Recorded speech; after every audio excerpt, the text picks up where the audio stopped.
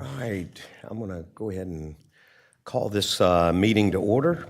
And if we could start with the pledge, I will defer to Commissioner Sullivan if you'd like to start us out. Okay, the flag's right here.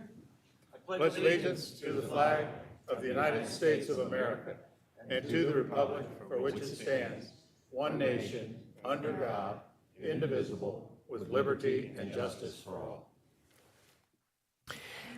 And I'd like to thank you and Commissioner Hanson and all the veterans out here for your service. As we like to, I like to start the pledge with a veteran. I'd like to welcome everybody, and we're going to start this workshop. This is the Beach Management Plan Update and Discussion, and if we can go ahead and start the workshop. Faith? Good afternoon, Faith Al-Khatib, Flagler County Engineer. We have today with us Chris Creed and Ben Cross from Olson Associate, and of course, Jason Herrera. He's the project manager from the Corps of Engineers. We are here today to discuss the beach management study, and this is workshop number 2. Flagler County, I need to wear my glasses, I'm sorry. Flagler County has 18 miles of shorelines. The county beaches and dunes were severely impacted by storm, surge, and waves from Hurricane Matthews, Irma, and Dorian. These impacts included a critical beach and dune erosion and created some floodings in some areas adjacent to the uplands. Also, in some areas, we did lose some of our dunes. As a result of these past storms, and specifically after Matthew, 11.4 miles of frontal dunes were restored with in-house staff. Also, at this time, there are several projects in the works. I can go briefly over some of them. The first project, which is the Corps of Engineer projects. As you know, we received $11.3 million from the Corps of Engineers, and $6.1 million was a match from FDOT to reconstruct 2.6 miles of dunes within the city of Flagler Beach. At this time, this project has been designed and permitted, and the only outstanding issues, 3 easements to move on to the construction phase. Also, I call this project FDOT project, which is approximately 2.8 miles and is going to be within the city Flagler Beach 2. We received $10.5 million from FDOT funds, and this project has been designed and permitted, and the only thing keeping us from moving forward to the construction phase is the easements, or are the easements. Also, we received $3.8 million grant funding from DEP to restore Gumbo Rogers State Park, and this project designed and permitted. We are waiting to move on to the construction phase when we can do the other 2 projects. Recently, after Dorian, we received $2 million from FEMA, and the local match was $339,000 from Flagler County, and $339,000 came in from FDEM. This project, at this time, it is in the design phase, and the project limit approximately 2 miles just south of Washington State Park all the way to Malacambra Park. So, beyond these projects, Flagler County does not have a long-term plan, and we are here today to discuss that. Last year, we have a contract with Olson Associate to start doing this study for us to identify beach and dune restoration and long-term maintenance needs. Also to identify the funding requirements. And I think all of us, we agree, always a critical issue about the funding, the money. There is a lot of grants funding available out there, but from where we can match all these fundings.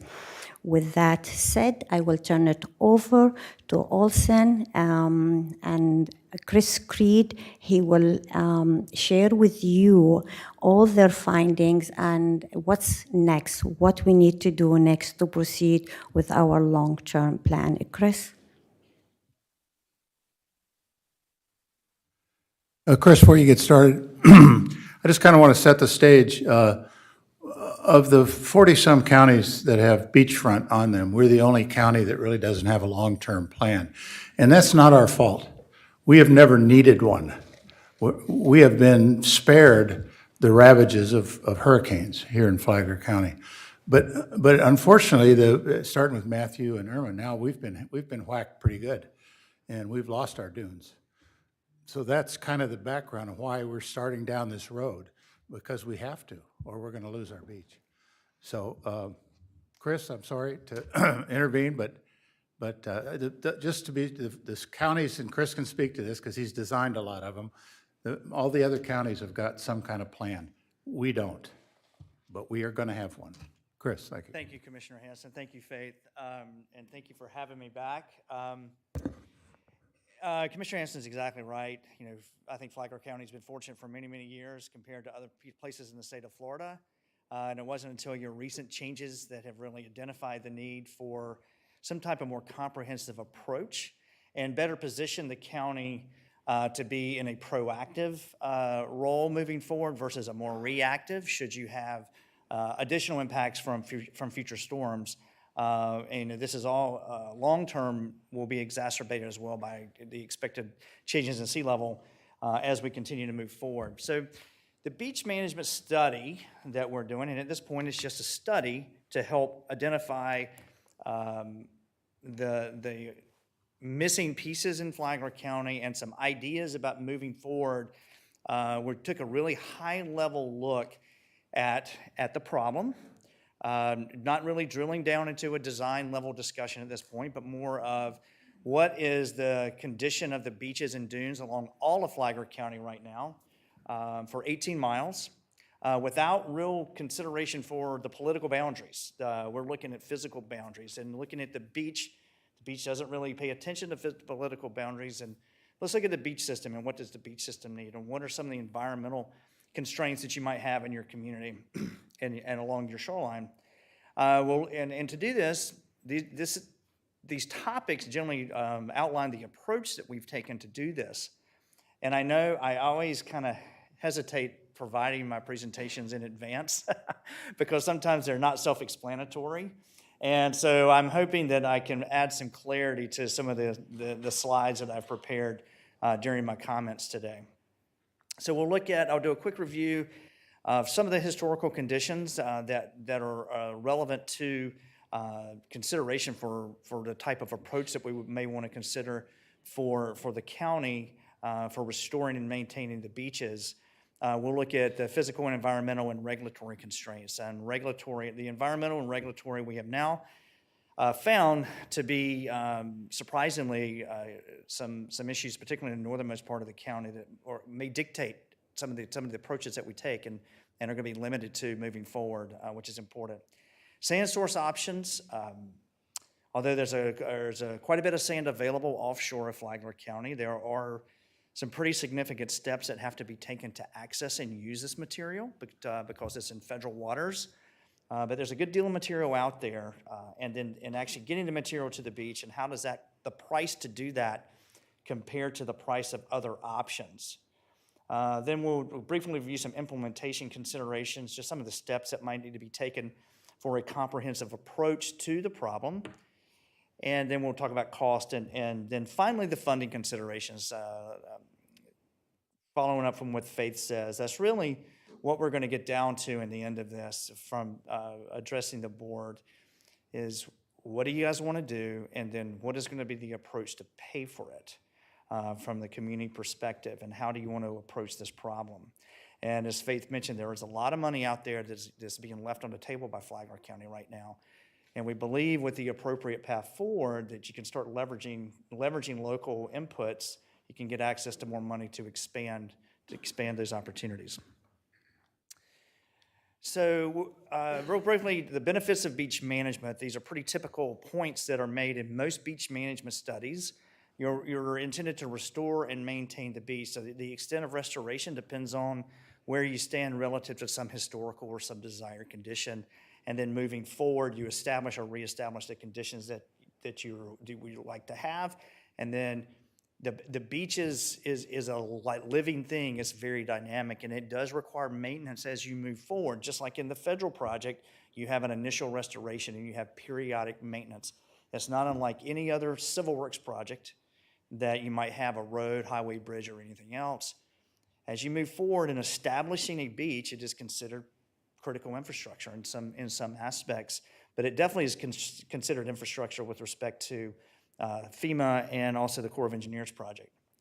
It controls erosion and the loss of land long-term, provides storm protection, very common sense stuff, provides and maintains the project recreational space, and you're always going to maintain the environmental habitat that exists in your dune and upper beach system, as well as in your nearshore system. A beach, again, it doesn't really behave or perform from a political boundaries, and a comprehensive approach to beach management from the physical perspective is always the best way to proceed. Projects tend to perform better if they're longer and more complete in addressing the problem from a holistic standpoint versus a piecemeal. Florida has a long history of piecemeal beach management in the early days, particularly in the development of South Florida, where it was every man for himself, and one person's actions caused another person's reaction, and the problem propagated down the shoreline. And it wasn't until the 60s, a lot of that was in the 30s and 40s and 50s in South Florida, until the federal government stepped in through a lot of the federal shore protection projects in South Florida, approaching the problem of restoring the beach and dune from a comprehensive perspective. And there's 50 plus years of successful experiences throughout portions of the state of Florida taking this approach. You can maximize the cost-sharing opportunities and grant assistance opportunities also from a collective, being led by a government, from public assistance opportunities that exist from the state, from the feds, and from FEMA. And then the last point here, from the public assistance, once you've established a beach and it's considered an engineered beach or an engineered section, and there has been an investment in, FEMA considers that infrastructure that it qualifies under their public assistance program should it be impacted by future unanticipated events. So I know there's been a lot of conversations about flood control. So part of the beach management study was to look at how does this compare to flood control. I know there have been past concerns about flooding that happened during Matthew and Irma, but there are distinctions between the two, and the agencies that have either a beach program or flood control programs or resiliency programs now within the state of Florida do make distinctions between the two. So effective beach and dune management can provide incidental flood control benefits, but by raising the dune crest and increasing the dune elevation. However, they may not be viewed as a flood control approach. It's just an incidental benefit from restoring the beach and dune. There are new programs out there that look specifically at the flood problem. One is the Resilience Florida program that was just passed by the legislature in the last year or two and made funding available. These are countywide or regional plans and aren't focused to any particular aspect of infrastructure. Like, you could not specifically designate, if we're just interested in the beach and dune, this program will not look at it from that perspective, and it won't qualify for funding. And also, it is only focused on critical infrastructures, highways, bridges, roads, fire stations, water supply, water treatment, and so forth. And it has been made very clear to us, because out of the state of Florida, there is funding available for the beach program, the beach management program, that all communities, coastal communities in the state are eligible for. And there's the Resilient Florida program. The Resilient Florida program money will not be used on the beaches and dunes in the state of Florida.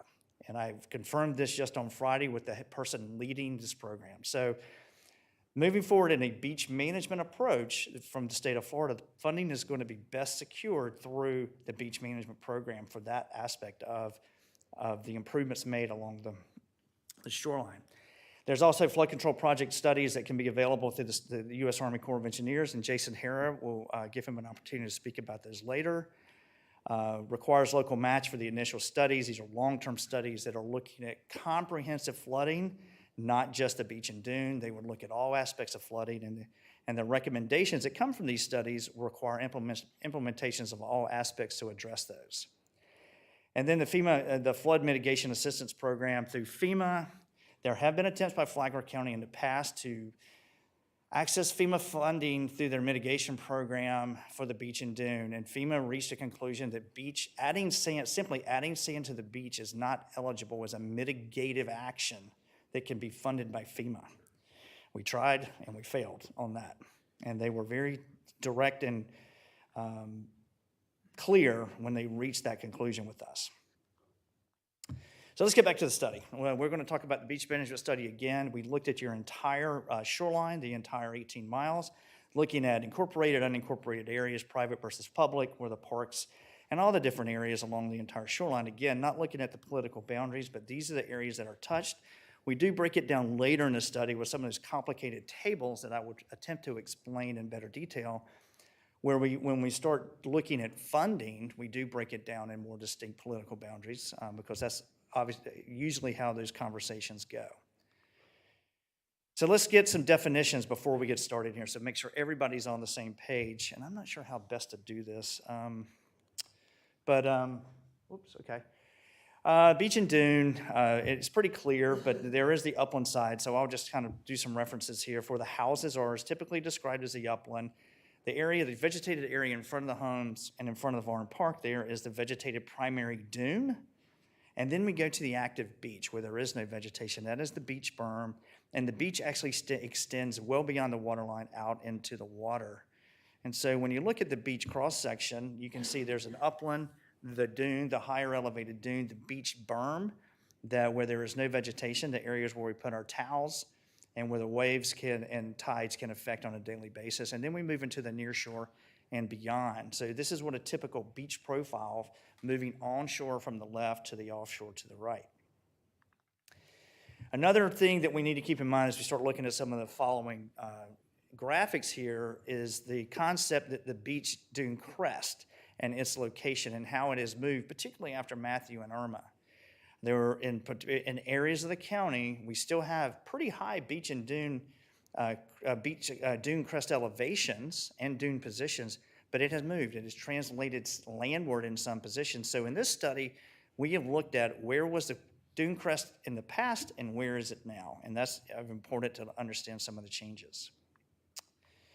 So dune crest elevation, let's go back real quick. So let's look at this, the dune 2021 dune crest in this graphic here. The next graph that I'm going to show is where that is represented by a LiDAR survey, which was a high-resolution survey of the dune along the entire 18 miles of the county using an airplane to take very high-density topographic data here. And Ben, my colleague, a lot of these technical graphs I give him full credit for these and the efforts in this. He went through and sampled the location of dune crest every 10 feet along the entire county, and the blue line, which is the gray shaded area, and then he did a running average, a kind of an average of where that dune crest falls. So this is a kind of interesting and speaks to some of the issues that have been raised in the past in Flagler County about how this varies from north to south or south to north.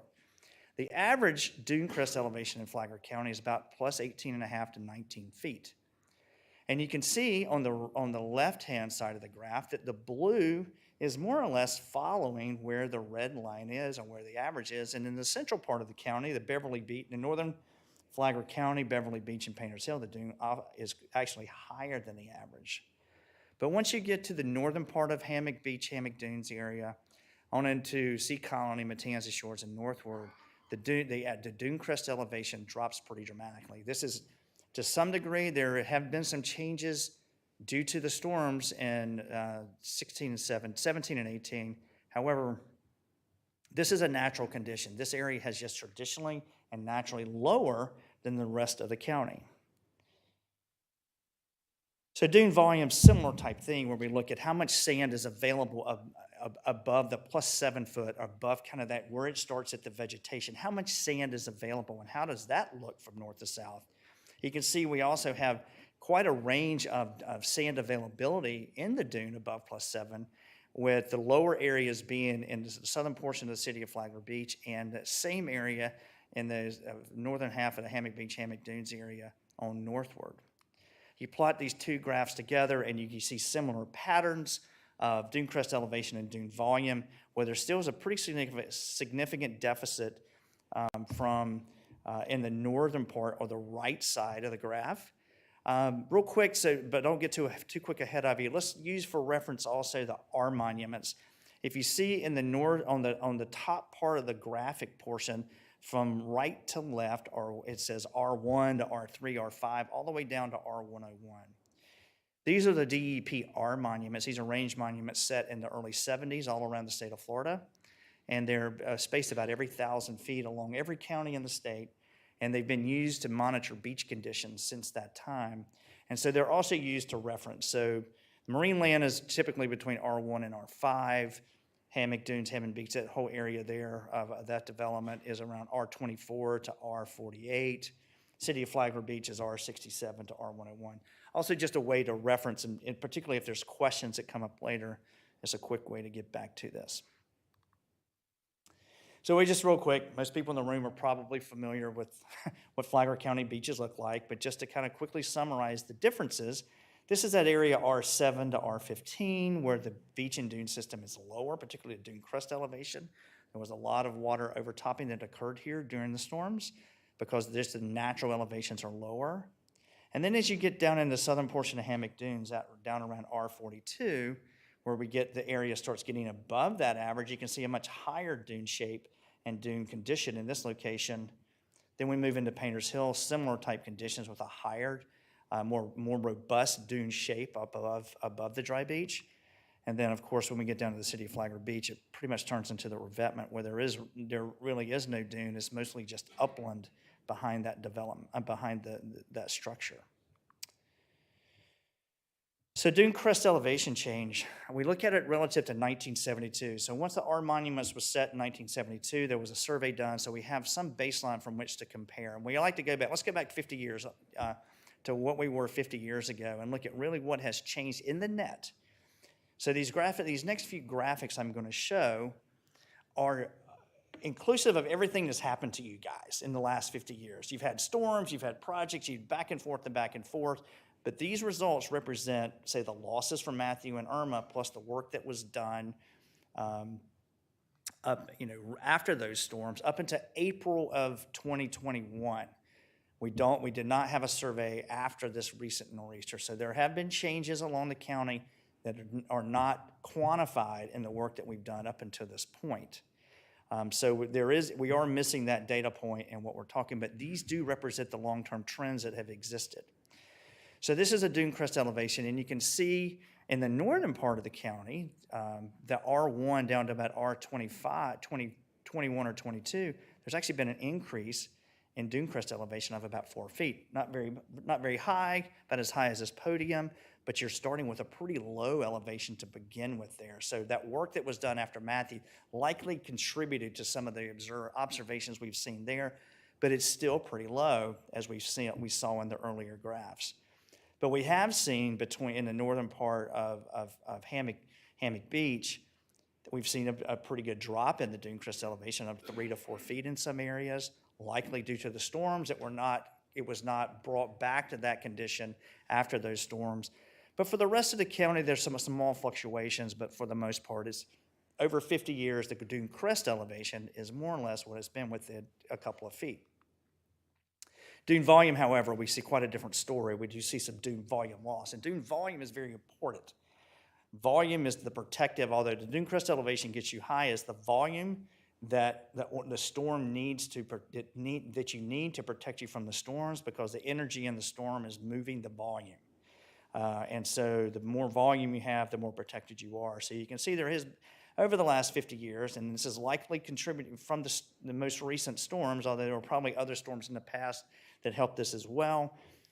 There has been quite a good bit of loss to the central part of the county, from R24 down to about R59 or 60. In some areas up to 14 cubic yards per foot, which is a good bit of sand. And then we have the dune crest elevation change and dune location change. This is interesting because it demonstrates in some areas of the county, not only did we change the dune crest elevation, but it actually moved landward. And that happened during the storms, and you can see on the right side of the graph is a dune location change where we're tracking the crest elevation. And in some areas, that dune has moved 100 feet landward in the last 50 years in some areas. So in one of your initial slides, I think if I remember, it showed 2016 much more seaward. 2021, it was further back, but it was higher. But higher is not necessarily better in this scenario, correct? Not necessarily, particularly if you've had a loss in dune volume, because it could be, you could think of it as a low narrow burn, a low wide burn with a lot of volume, but it could be a real high skinny dune that's not going to be very protective, even though it's high. So crest elevation and volume are two important metrics. But this is an interesting graph, and one of the reasons we've seen this really large landward migration here during these, probably like during those most recent very severe storms, is because the dune crest elevation was low and the flood waters were able to get up and over that dune and move it landward. And so this is a pretty common response to low dune elevations here. Why these dunes are naturally low is unclear to me. We don't have data, but we know that just from a natural condition, particularly when you look at Washington Oak State Park, where nothing's ever been done there, it's never been developed, it's just the way the land is. Yeah, and we have had an increase in elevation, but it's been pretty minor compared to I think the increase in elevation is likely from the dune work that was done. It just built it higher.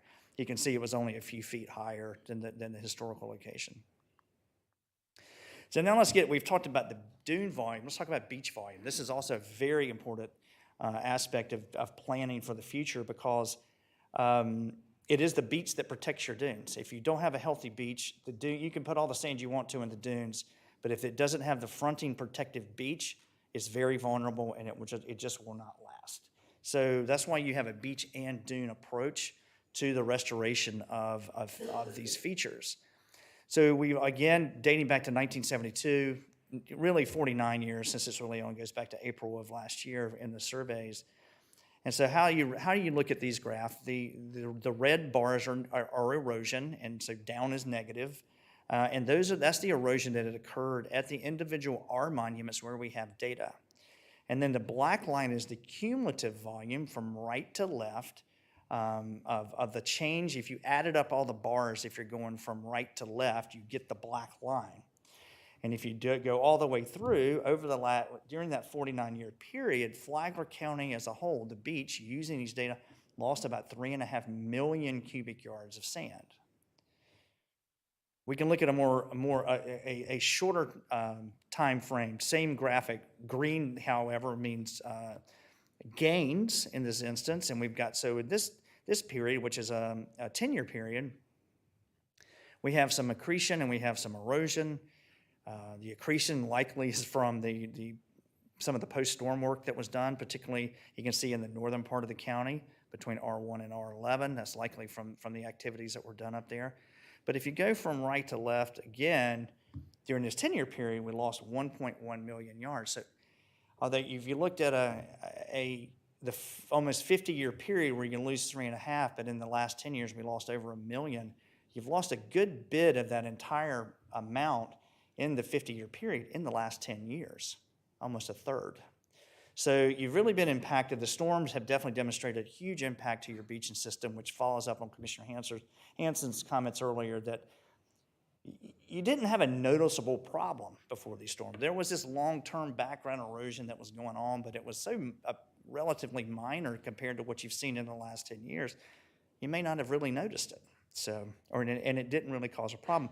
A lot of it was probably going on south of the Flagler Beach Pier where you knew you had a problem and you pursued the federal project. I apologize for this graph, and I should have blacked it out like in the bottom and eased you into this. But let's talk through this. So let's start at the top. and this is, Ben and I put this together more for us than probably for you, but we threw it out there because we thought it might be of interest if you want to go home and spend more time with this. But let me try to explain to you what we've done here. So the top portion where you see the critically eroded, the red shaded areas, Those are the areas of the county that are currently designated by DEP as critically eroded, where you are eligible to receive public assistance from the state through their beach management program for cost sharing up to 50%. And so you've got 3 areas in the county that are currently designated as critically eroded by the state, and that's the larger area from about R65 down to the Volusia County line. You got an area there in northern Painters Hill from about R50 to R57, about 1.1 miles. And then you've got the really small area, marine land. Most of that area is covered by the revetment up there. Then we've got characterizations of where we've got the FDOT wall. They're around 65 to 70 in the northern part of the city of Flagler Beach. And then the representations of the various projects that were constructed after the storms of Matthew and Irma. But what this shows you is where you have eligibility from the state perspective for cost sharing at this point in time through the beach program. The next, the green shaded areas are where we have either planned projects under consideration.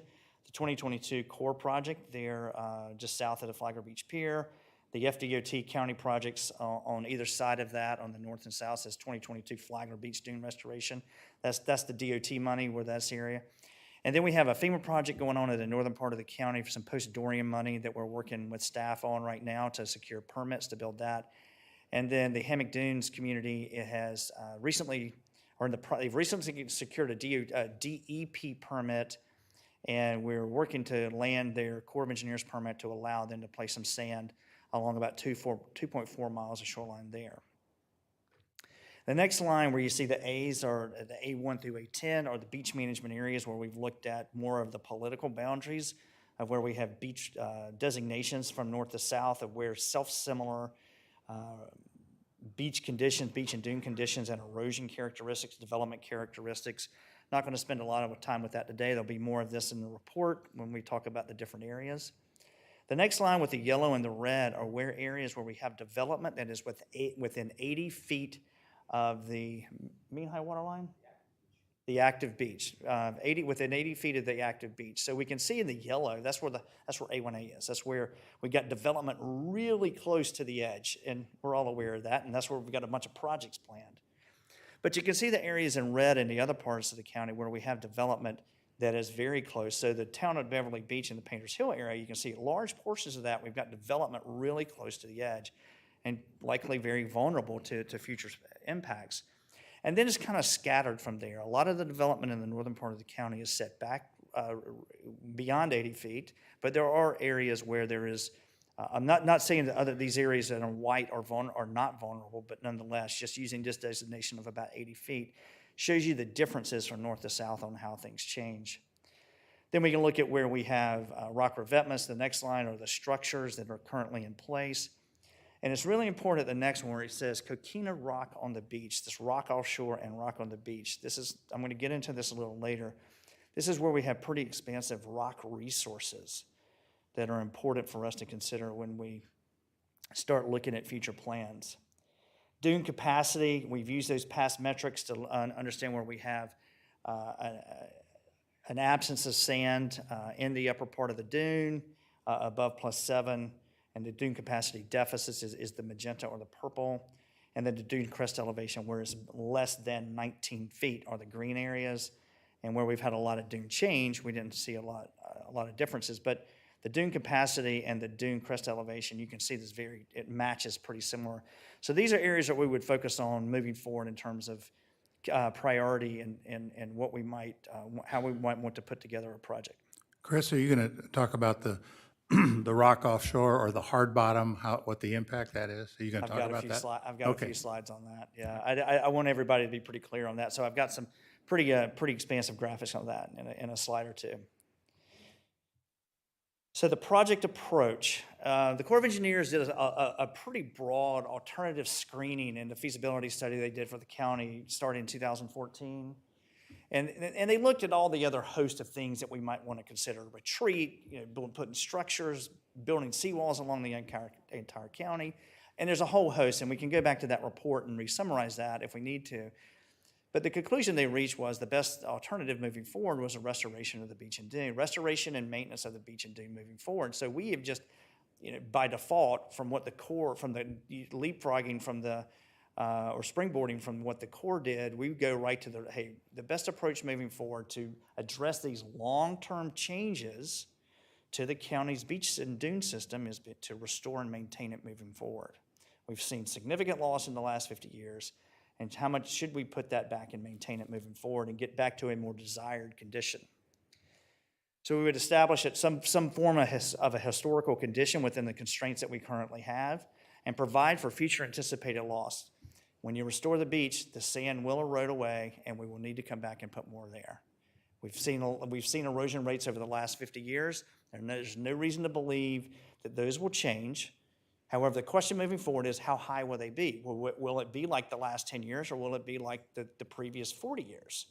And it could be some combination of the two, or some mix of the two. So that's important decision-making moving forward in terms of scoping projects and how much sand should we plan for, particularly when we start looking for money.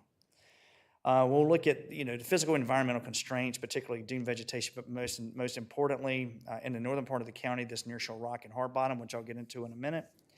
And then we'll also look at, is there any benefit, what is the benefit to the beach and dune system for raising the elevation of that dune in the northern part of the county? Will that possibly slow down this landward migration of that feature in future storm events? And so it's important to look at that as well and consider that. Just real quick, I want to go through this nearshore hard bottom coquina. And most people were familiar, hopefully, with Washington Oak State Park and the rock on the beach. It's a state resource. It's a valuable resource. It is important habitat for a host of animals that use the beach because of things live in it. They will use that for foraging and also shelter. And so it is a resource that is protected by the state of Florida as well as the federal government. Those protections mostly start at the main high water line and go seaward. And for the rock that's projected that is visible on the beach, that's about from a marine land down to about halfway through Washington Oak State Park. Then it goes underwater, and it's right below the water line for about the next 6.5 miles, 6 miles or so. And so people who use the beach in this part of the county may be familiar with it when they're trying to access the beach. So here's an example of the lower portion of the rock. I think this is somewhere down in Hammock Dunes. I forget exactly where this is, but it's a typical condition where the rock starts at the lower water level, more or less, and extends offshore. And you can see the shade, the darker, right beyond the way where the water line starts, some shaded areas, that is the rock. And it's patchy. It's not continuous, but it pretty much it occurs along the entire area all the way from marine land down to about R43. And I'll get into that in a second. Yeah, or right now. So the red is where the beach and nearshore rock are above the water line and are a pretty dry part of the time, but definitely in the most of the tide cycle, it is present on the upper beach. But then it drops below from about R13.5, midway through Washington Oaks, down to the southern end of Hammock Dunes, R43.5. I'm going to get into this in a minute on why this is important. So nearshore hard bottom, and I have a full career, almost 30-year career working in Southeast Florida and with hard bottom issues. And nearshore hard bottom is a big problem. And it is from a project planning and implementation perspective. And it has gotten more important as more species of animals that use these areas have become listed under the Endangered Species Act. And the habitat for these animals also is listed as well and protected under the Endangered Species Act. So from a so we have the protections that are afforded under the Endangered Species Act of this habitat because it is foraging habitat for juvenile green turtles. The state of Florida sees it as an important resource for a host of reasons, mainly for the turtle. The turtles are important as well, but there's also some fish protections that occur from the state perspective. But one of the biggest hooks that really gets you on your activities around the nearshore hard bottom is through the Magnuson Stevenson Fishery Conservation and Management Act. It is determined to be essential fish habitat. And so if there's any portion of a fish's life cycle that uses or operates around this area, even if it's to go in and eat a crab, it is considered essential fish habitat and it is regulated through the National Marine Fisheries Service. And so we spend a lot of time with the National Marine Fisheries Service on these issues, coming up with strategies to protect these resources. And so if you're going to put a project, particularly the business that we're in of putting sand on the beach, you have to have a reason for doing it. If you're going to impact these resources, the impact must be justified and must be in the public interest. Either you have to avoid it and you have to minimize it to the greatest extent practicable, and then whatever you cannot avoid that is justified in the public interest, you have to mitigate for it. So the types of impact are to these resources are sand placement. Direct sand burial is sand placement. If you just covered it up. Turbidity, or like discharge, you put a pipe down the beach. When you build a project with a dredge, you pump the sand hydraulically. It is fluidized. 80% of the material that goes through the pipe is water. The rest of it is sand or some form of sand or finer materials. And that discharge is placed on the beach, and the water runs back into the ocean, often carrying the finest particles with it, creating sedimentation. And so the turbidity generated from this activity can also impact these resources because it covers it, and it can kill the stuff that's living on the rock that the animals are using. Pipeline impacts are pretty self-evident. You drop a pipe on it, you impact it, so that's also an impact. But also beach fill equilibration. When we build beaches, the construction process places the sand high on the beach, because you have to place it high on the beach, and there's a process following sand placement called equilibration. And over the next 12 to 24 months after sand placement, it'll go through this process of moving a portion of that placed sand from the upper part of the beach to the offshore. And where you have rock resources seaward of your sand placement area, this stuff can slowly migrate onto those rocks and cause an indirect sand burial event that is also considered an impact. This is a graphic of a typical beach profile. This is R38, probably ocean hammock or somewhere in that part of the area where we know we have the rock. I think it might have been the same photograph I showed earlier. And so what I have here, a couple of examples, and I'm going to talk about the green. So from left to right, the black line is the upland on the far left side going up into the primary dune, down into the beach face, and now we reached a hard bottom area in that near shore below zero, onto the bar and onto the offshore. So you can see the little legend that I've provided there. The hard bottom is the area that we have inferred from aerial photography. Backing up a little bit, the rocks in northern part of the county have never been surveyed in great level of detail. And for the purpose of this study, we've used the resources available to us to try to make the best estimate of where we think this stuff is. So there'll have to be a lot more work to know more about it once a project is put forward there. However, we will need to know where that is and plan around it. But I'm doing this just for demonstration right now, to demonstrate two concepts for your consideration and information. So the green line is the construction berm for a full beach fill project. And it has a flat berm up around 11 feet and goes offshore to a 10-on-1 slope, 1-on-10 slope, 10-on-1. And it's a straight line, and that's the shape that you build the sand fill project in. And then over the next 12 to 24 months, during that equilibration period, it turns into the orange line. A little bit of the sand in the upper part of the beach is taken off the upper part of the beach and moved to the offshore. And you can see in this example that for this particular location, a beach fill project of 50 to 60 cubic yards covers, after equilibration is finished, all of the rock that we think might exist here. The other thing that I'd like to point out is the purple or magenta line, where it has the 3-on-1 slope, which is an upper beach dune, which is a dune restoration with a small upper beach treatment of sand that attempts to avoid the rock entirely. And we slope it. We have a 3-on-1 on the upper part going to a 5-on-1. And this too does equilibrate where the waves interact with the sand. But in this example graphic here, we're demonstrating that we just barely touch the edge of the rock and avoid an extensive amount of impact to the rock. So this was just a demonstrative graphic to try to demonstrate these concepts that we'll be talking about further in the presentation. So this is just our general take on what we think we have. We know about where the rock exists, that we've done this from aerial photography and also through conversations with people who live in this part of the county who confirm it's difficult to walk across the rocks in some parts up there. Quick estimate using some aerial photography is very rough. These numbers, we would definitely will not stick by these moving in the future once a real survey is done. We think there's something around about the gross footprint of where this stuff occurs is about 200 acres. If you assume that in this area, because I said it was patchy, about 60% of that is rock, 40% is sand. Purely for this study, we've made this assumption. You're going to end up with about 120 acres of rock. I mentioned earlier that you cannot impact this rock.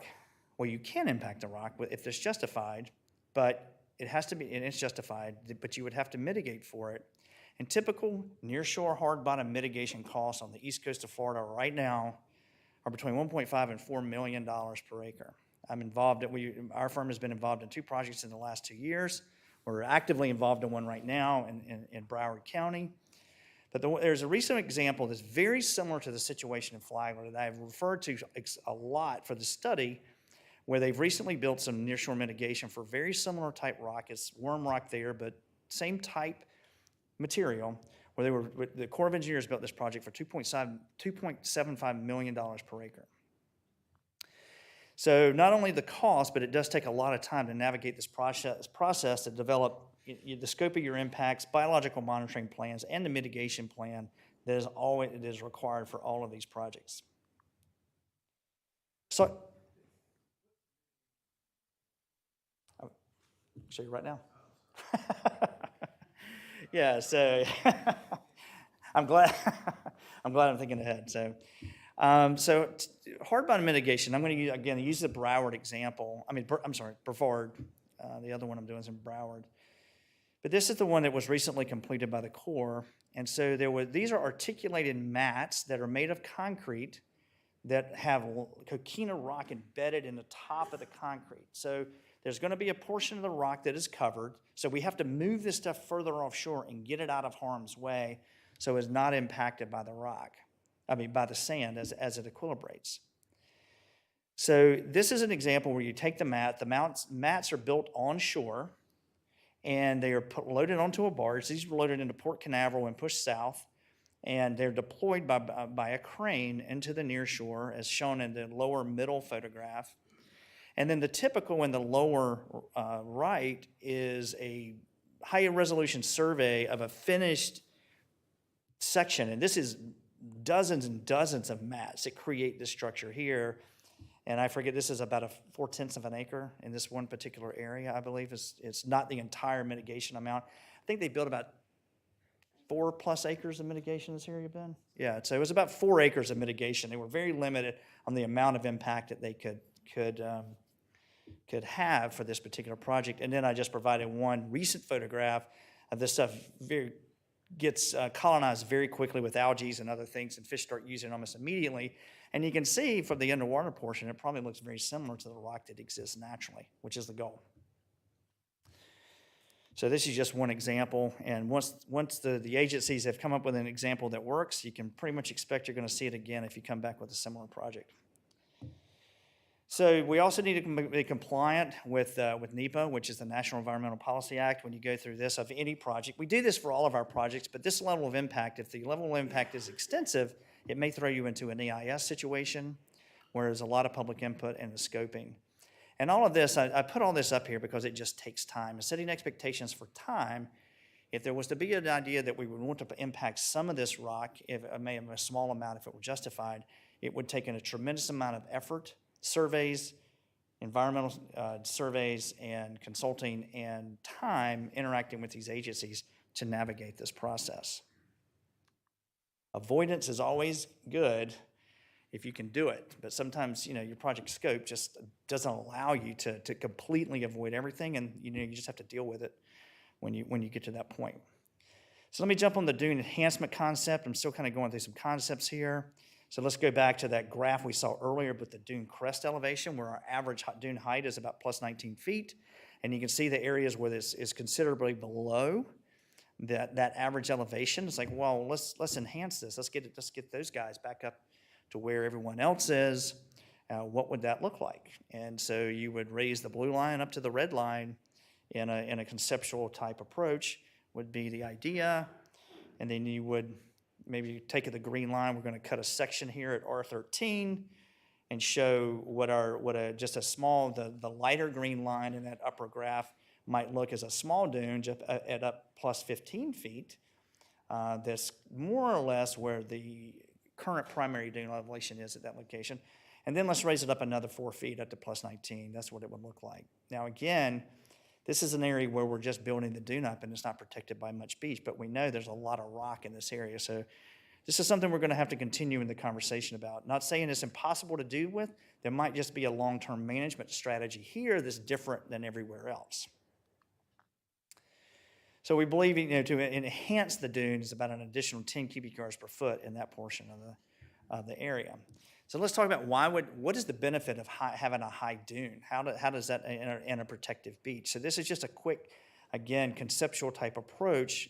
Although this was modeled, we stuck this to a numerical model that simulates dune response to storms. And in this example, we're looking at 10, 25, and 50-year storms using DEP parameters.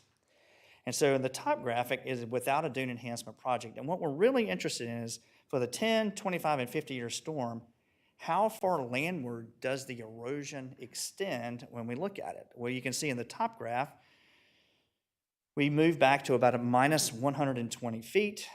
But when we expand the dune, and you can see that in that upper part of the graph that the dune crest elevation has dropped from about plus 16 to 17 down to about plus 14, and you can see it's around the top of the door of the house. But if we enhance the dune is much more resilient and is more protected during the same levels of storm. And so now we're getting more protection, and we're still have some residual dune crest elevation after that same storm event. And now we're much higher than the door, way above the windows, and got it up to the roof line, just for comparison. So this uses to demonstrate the type of what we're looking for from a physical benefit of enhancing the dune, and in turn the beach as well, which would provide even more benefit. So let's talk about the alternatives. It's getting back to somewhat of a complicated graph, but hopefully I can sort this out for you and it make a lot more sense quickly. Starting again, I've identified these critically eroded areas just shaded. These are just for reference.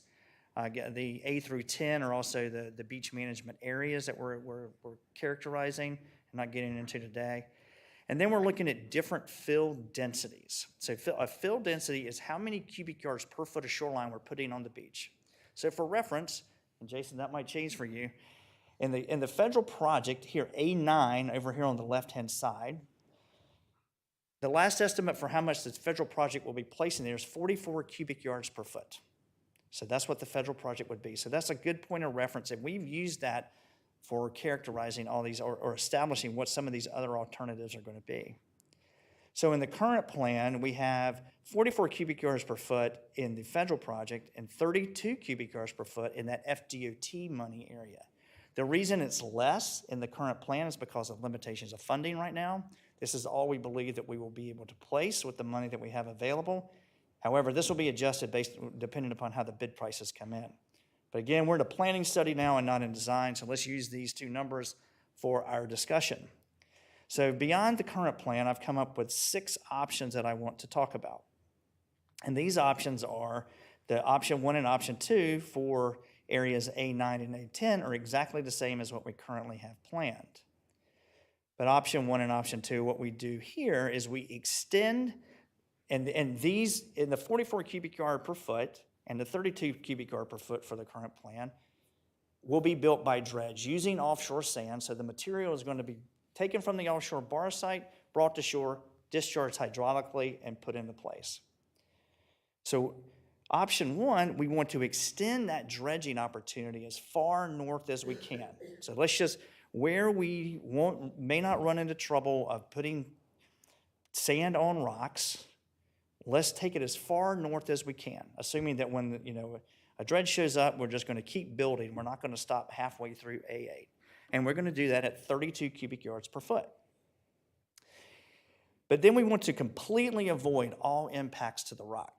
And we're not going to place the sand mechanically or hydraulically up there. We are going to either stockpile sand from the offshore or bring sand from the upland and place it at 16 cubic yards per foot, taper down to 10 cubic yards per foot, all the way up to 6 at the northern end where the rock is on the beach, and we want to completely avoid impacts to those. So for option 1, no mitigation required.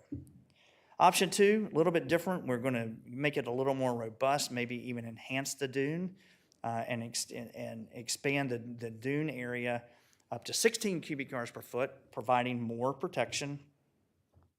Option 3, similarly, we're going to provide more protection to the south, increase all of that area to 44 cubic yards per foot, and up to 16 cubic yards per foot also, all the way up to the northern part of the vent. And we've assumed in this particular setup here that options 1, 2, and 3 will have no impact to rock. And we can build this, but then I'll explain a little bit about what the maintenance cycle will be with those in a minute. Then we move into these options 4, 5, and 6. And these are variations of what we've already established in option 3, but now we're going to impact varying levels of rock. And so now we're going to get into not only buying sand, we're buying mitigation. So you keep adding blocks to the pile here so we can talk about how this affects price, ultimately, which is what we're all interested in. So option 4 is a pretty interesting approach that Faith pushed me hard on to consider, is stockpiling the offshore sand and repurposing it. And you can see that I've got some stockpiles in the middle of where we have rock, the 2 ones to the far right. So there is assumed some impact for creating those stockpiles there. Whether or not that would ever get permitted, we don't know, but we're doing a planning study. Option 5, we are going to do a much reduced offshore dredge project at 25 cubic yards per foot as far north as we can, and then do that northernmost part mechanically at 16 cubic yards per foot. And option 6, we're just going to close our eyes and keep dredging. We're just going to keep pumping until we're done. And we're going to put 44 cubic yards per foot along everything, and we're going to cover rock everywhere, and we're just going to see what happens. So these are the options that we're looking at. So you can see here that I've highlighted in red where the hard bottom impacts would occur under these scenarios and our assumptions. And the next few graphics, I won't spend a tremendous amount of time on this, or just, you can study these later if you have any questions. These are just to characterize what these different shapes look like. If we go back to these different densities, cubic yards per foot of sand, and so to get a volume of sand, you just take, say, 44 cubic yards per foot times 1,000 feet, and that tells you how much sand will be along that 1,000 feet of shoreline. And so the different versions of this, of avoiding the rock, covering the rock, and we use these to estimate how much sand will be required. So I can answer any questions on these. I won't spend too much more time elaborating on this. But you can see, I will point out down here at R60, you can see where we're putting the 44 cubic yards per foot, but we don't have rock there. And so it can equilibrate out with no impact to resources.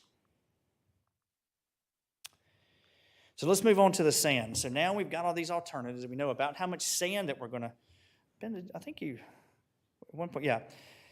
You'll see how much, we'll talk about what each of these alternatives are in terms of their total sand requirement. But this is the sand required. And option 1 through 6 here, you can see we have the initial, how much it would require to build the project initially. Option 1 would take about $2.3 million. Option 6 would take about $4 million. That's option 4 is to put 44 cubic yards per foot along the entire county. Then we've got our maintenance. And so the first few events, options 1 through 3, because we're avoiding rock, we can't build a very big beach or dune. So we're going to have to maintain that more frequently. And for this study, I've assumed up there that we're going to come back every 3 years with a truck haul, some type of truck haul project to maintain those losses. We estimate the loss along that reach of the county is about 50,000 cubic yards per year. So if you can see in the future, we're going to place sand in the southern part of the area, and later about every 11 years at 945,000 cubic yards. And then in the mechanical at 50,000 cubic yards per year, we're coming back every 3 years, even between dredge cycles, to put sand on the beach. And our planning horizon is over the next 50 years, which is a typical Corps of Engineers planning horizon. And so if you go to the far right of this graph, it shows how much sand do we need to service each of these options for the 50-year life. So now we're looking at, okay, we know how much sand we need, somewhere between 7.3 million and 10 million yards. Where do we get it? Sand source options, offshore stockpile, and upland. These are our common options here for most people who are in this business, Flagler being no different. If it's offshore, the placement approach would be from dredge and hydraulic. Offshore stockpile is where we take the offshore sand, bring it in, build a stockpile and rehandle it with the hope that it will be cheaper than upland options. Sometimes that works, sometimes that doesn't, depending upon other factors, but I'll explain how I've approached that in this study in a few minutes. And then everyone here is familiar with the upland approach, no different than what you guys have experienced in the past after the storms. Real quick, getting back to this, so everyone here is on the same page with offshore sand. The top left is a hopper dredge. It is a ship with a hole in it, a hold. It has 2 vacuum cleaners or drag heads that drop to the bottom of the seafloor, and it sucks the sand up from the bottom, pumps it into the ship. It could be over the horizon. The ship sails back to shore, as in the lower right portion here. The hopper dredge attaches to a submerged pipeline, refluidizes the sand, pumps it ashore through the pipeline, and is discharged on the beach into a water-sand mixture. So water rolls off into the ocean, the sand stays on the beach. Pretty typical dredging approach. The reason we're using a hopper dredge in Flagler is because your borrow site is 9 miles offshore. Upland sand, these are pictures from the last work in Flagler, and you can see the operation. Trucks bring the sand in. This is not a stockpile example. This is where the sand comes from an upland mine, where the road trucks, lower right, bring the sand to an access point. It is rehandled in the middle picture into off-road vehicles and moved down the beach to the placement area. Rehandling, this is also from the Brevard example where they were avoiding rock. Exact same. Brevard's a great example for what might be considered here, where in the mid-reach is what they call it, where you're avoiding about 7 miles of rock also. They're trying to place about 500,000 yards along that 7 miles of shoreline, and they built this stockpile where they built it just south of north. They one side of the rock, and then they built the stockpile. The dredge comes and builds the stockpile, leaves, and the mechanical guys move it. And then in this instance, they had to because the volume was so big and they were space limited on the beach, they had to rebuild the stockpile 7 times. And the in-place price for this sand, because the difficulties in rehandling it, was about $60 per cubic yard. So offshore sand sources, so I can refamiliarize with everything we have going on here. In the past in Flagler County, with all the past feasibility studies that the Corps has pursued, there has been a pretty exhaustive study of where sand comes from Flagler County, or where it might come from. And these red boxes indicate where there have been searches in the past. Recently, the Corps and the county has settled on this area, and DEP, who permits these projects, has settled on Area 3A that is about 9 to 10 miles offshore of the city of Flagler Beach. This is an area where both the Corps and the county currently is operating for these upcoming projects that are planned. So this is zoomed in of Area 3A here. This is what it looks like zoomed in. The shaded area are the contours, so the lighter areas are high. You can think of them as ridges, likely old historic sand dunes at a lower stand to sea level, and the blue are deeper areas. The red is the boundary of 3A as defined by the Corps in their 2015 feasibility study. And then we have 2 sub-areas that have been identified. The green box highlighted here is where the Corps has permitted the sand source for the entire 50-year project for the currently authorized federal project. So they've identified enough sand in this box to accommodate that 50-year project, I assume, if there's no changes into what the demand will be long term. The yellow box is where the county has identified the sand source for the initial project, only the DOT project that is coming up, and there's not enough sand there currently for any future maintenance events. The green box will maintain the federal project for the entire 50 years. The yellow box will only do this one event that is planned with the DOT funding. Just some quick stats here of how much we believe above minus 62.5 feet in AVD, that there's almost 15 million yards of sand available in the red box. And you can see the distribution. The Corps delineated about 4.4 for them. We've got about 1.5 delineated in the yellow box, and potentially available beyond what is already drawn out in this box. There may be up to about another 9 million available that we need to explore further. Exploring is a uh-oh, I hope I don't make this advance quick. Okay. So when you try to design and permit a borrow site, you have to collect very high resolution geotechnical data. And so the red dots inside that green and yellow box are the vibrocores. They're 20-foot long cores that are taken out of the seabed that are pulled out and brought back to the lab and analyzed and characterized to ensure that the sand within that horizon is appropriate to place on the beach under the Florida sand rules. And so it's a lot of work to get out here, and particularly in federal waters, you have to get permits from BOEM, the Bureau of Ocean Energy Management, just to take the core.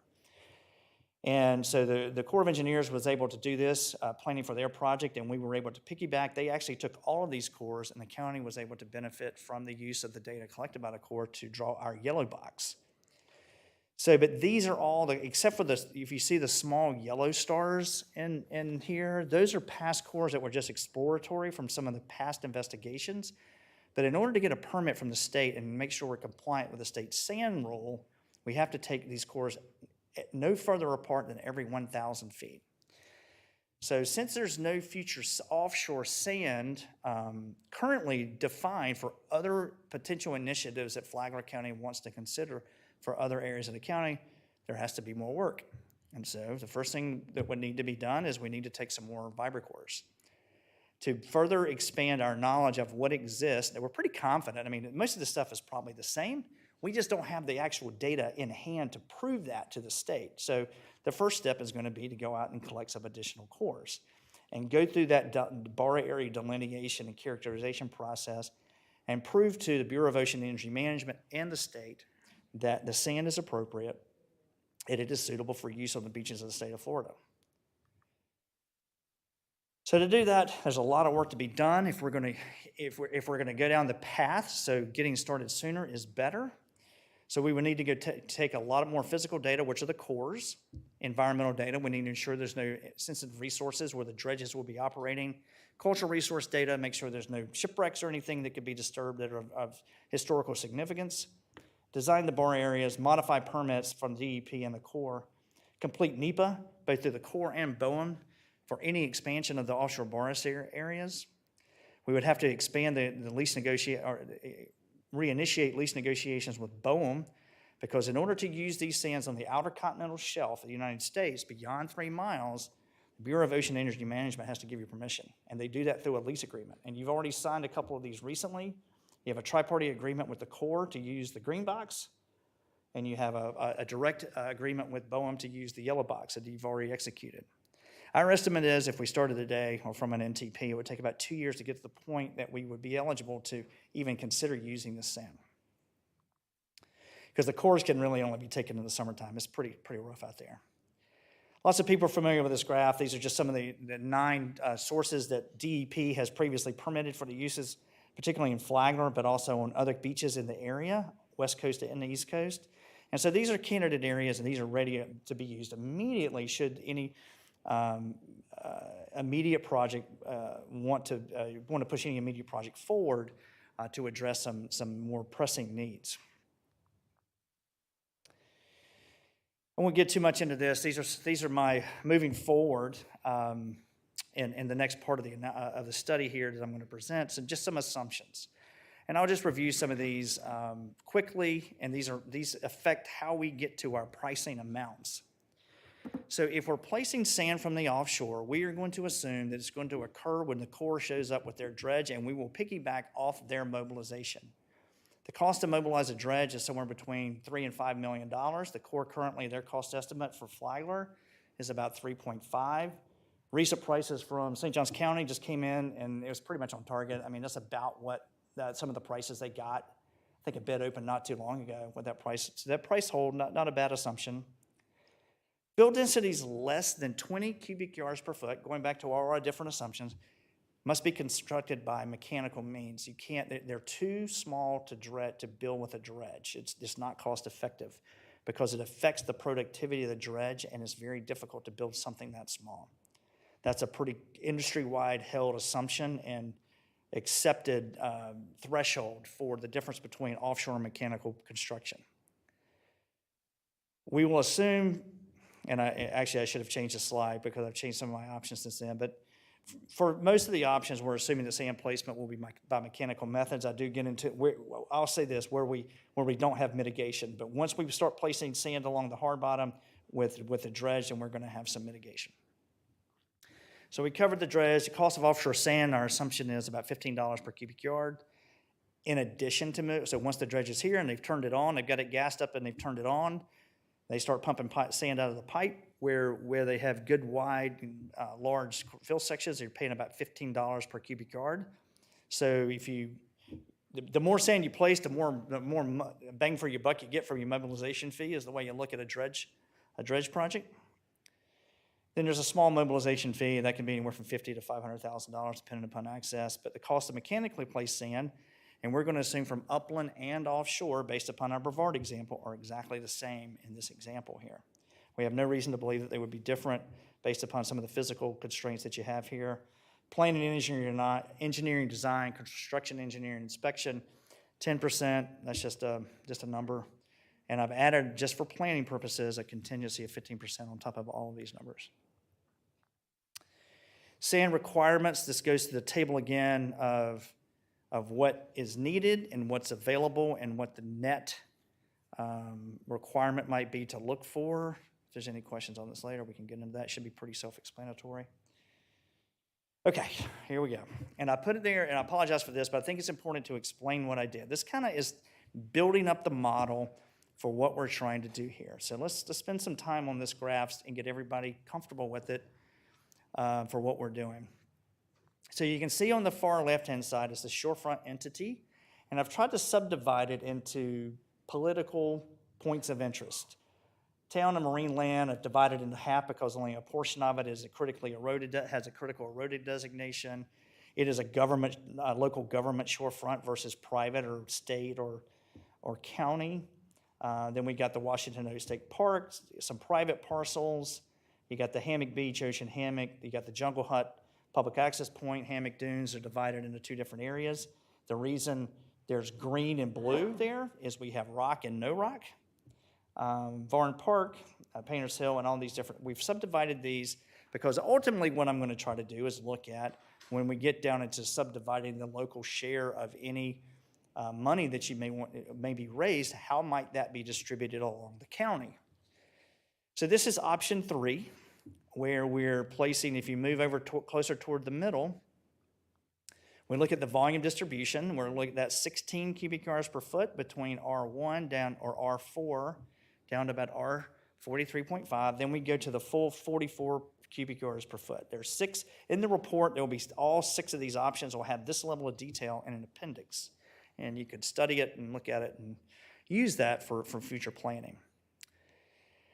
And then we're going to assume, because we're below that 20 cubic yards per foot threshold on the volume distribution, that the unit cost of that sand is going to be for mechanical, either upland or stockpiled offshore, and that's $55 a cubic yard.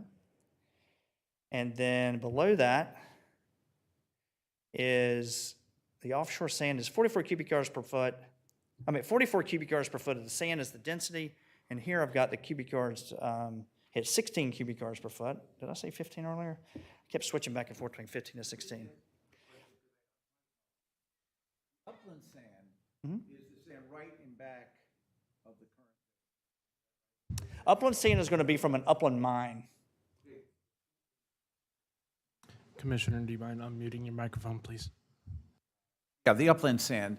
When we did the original project back a ways, there was some thought of using dune sand closer to Flagler County, over, and that was rejected by the state, saying it didn't meet standards. I'm just trying to, how would you classify that sand? We're not going to use it, but just what would that be? It would be another upland source. It comes from an upland site that would have to be approved, and all these different upland areas are particular spots where sand would come from an upland location. So if it's closer to Flagler County, the price would be better. That's what I'm thinking. Just that would be a way of reducing the It would price, be a way but to it didn't work out. That's right. For us last time. That's right. Yeah, it would. Closer is better because all of these prices are affected by transportation costs, even the dredging. The further offshore you go, the more expensive it is to get it here. And so the upland sand is strongly impacted by transportation costs because the material is not super expensive and putting it in place is not super expensive. It's just that transporting it back and forth drives your price. And so, yeah, that's definitely a way to look at that. And I think where we go from here, once you look at all these different options, is you look at ways, okay, here's our approach, here's the assumption. Be clear what the assumptions were made here. Then how do we deviate from these assumptions? How do we improve this? Do we get better sand that's closer? Do we find other ways to try to reduce these costs? But what we're doing today is looking at what are some reasonable assumptions based upon other examples of putting together project alternatives so we can know more or less what a project like this would cost.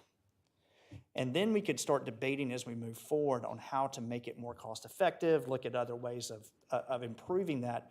But until we get our hands and minds around what the overall cost is, but particularly what the cost is for the local community, then you're not really getting off go. And you need to kind of need to understand what that is. So, I mean, we're happy to debate any of these and change these. I mean, that's one reason we're here. If there are comments that you would like us to look at before we finalize the report, we're happy to do that. So we're just explaining today what Ben and I have sat around and come up with to try to, as complicated as this is, we've really spent a lot of time to try to make this so it can be understood, so that there have to be decisions made should you choose to go down that path. When you went through, my question there was not to change anything you're doing here, but just, I was trying to follow how you came up with costs. Yeah. So I just, honestly, I took the cost you got last time. Okay. Yep. Yeah, so it was an approved source. It was approved in Flagler County. You guys chose to do it. I got the documents from Faith, and I said, okay, this is what you used last time. This is what we're using right now. Okay. Yep, that's how we did that. So real quick, moving on further to the right in this graph, and it'll get easier from here. You can see using these assumptions, we got our subtotal of construction cost. We glob onto that, the planning, engineering, design at 10%, another 15% for the contingency, and get your total cost. So in this example, if you add the numbers from top to bottom, you're right around $97 million for the first event. That's a big number, I know, but let's hold tight for a little bit. Then I go on to the federal, state, and local rows, and what I'm doing here is looking at, okay, what are the current cost-sharing opportunities that you have from the U.S. Army Corps of Engineers in the state of Florida through the established beach programs. And then I credit those in those particular columns from federal, state, and local, and then I start looking at, from the local perspective, what would need to be done to build this option using these price assumptions. And then we get down to what the local share would be for that project. Okay? This is the initial restoration, not future maintenance. So bear with me. So then I move to, I'm looking at, okay, what are my future, in this particular for option 3, the initial cost, which is the top there around that $94 million. I've done the cost a little different here, so the number's a little bit different, but it doesn't really matter. It's close enough. And then I subdivide these costs, and again, to the federal, state, local, and in this instance, we have some DOT money for that first event, so we're subdividing state DEP with state DOT distribution. And then I look at the green and the yellow is the future dredging. The Corps shows up every 11 years. We're going to put sand on the beach where we can. So how much would it cost to build the projects when the Corps shows back up? How much would the feds pay? How much would the state pay? How much would the local pay? And you can see under the green, in the future, the feds, if you build option 3, the feds are paying about 23%. They have their local cost share that only applies to their particular area, but now we're spreading along the entire 18 miles. You're eligible to 31% from the state for various reasons, from the state parks, other cost sharing arrangements, and then you have your local pot of money. You'd have to make up the difference. So for a future event, for a $23 million dredging project, feds will pay about 5.4, state about 7.3, local about 10.8. But then remember I said, because we can't place dredge material for this option, up where the rock is, we're going to come back every 3 years. We're going to do a truck haul project or a mechanical project with that $55 per cubic yard assumption, and we're going to do that every 3 years, and that's going to be $10 million. And this is how, and the feds are not going to participate in that, so we're going to have some state sharing and some local sharing over there on the far right of the bottom. Then we move, this is where we're dividing that all up, then we move over to this time, and that we put time into it from over the far left from 0 to 50 years. The blue event is our initial construction. The yellow are our small intermediate sand placement events where we have the rock. The green is where the core shows back up every 11 years.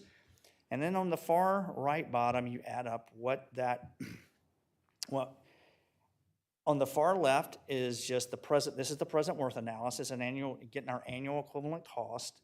We have the total cost, present worth cost, the distribution between all the cost sharing parties, and then what is the present worth cost as we go along.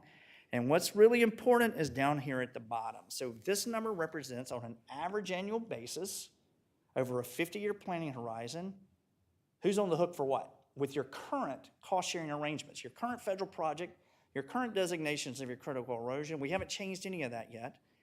And it shows what for option 3, and this doesn't mean that money's going to show up every year, but if you annualize it over the 50-year period, that on an annual basis, the Corps is on the hook for about $724,000 per year. The state could contribute 3.61, the local at 6.3, and DOT, if you take that money you have in your hand right now and annualize it over 50 years, it's equivalent to about 432,000 cubic yards per year.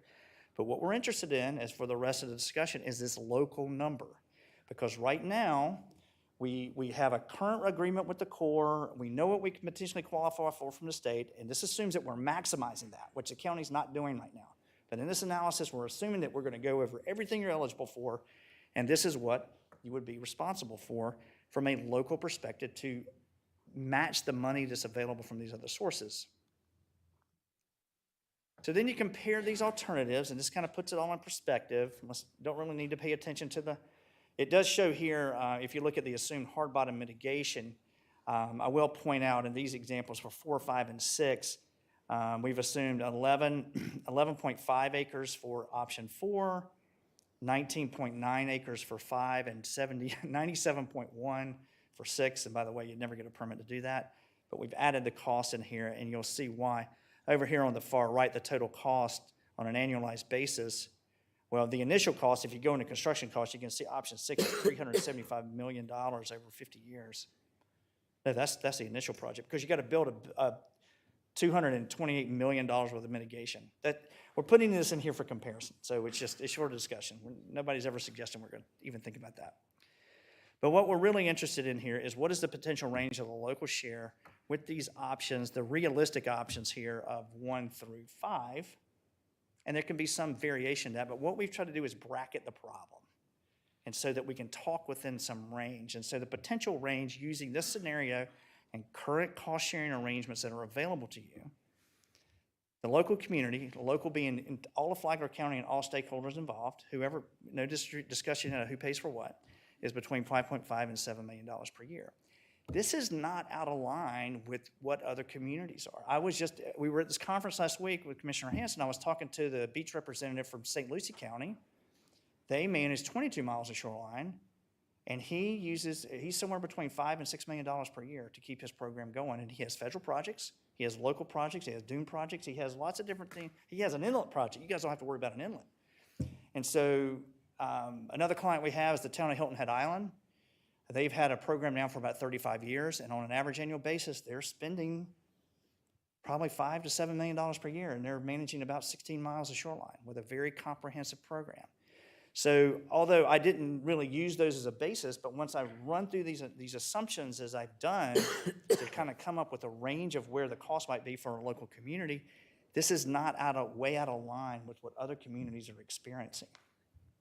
So that's a little bit of a reality check there.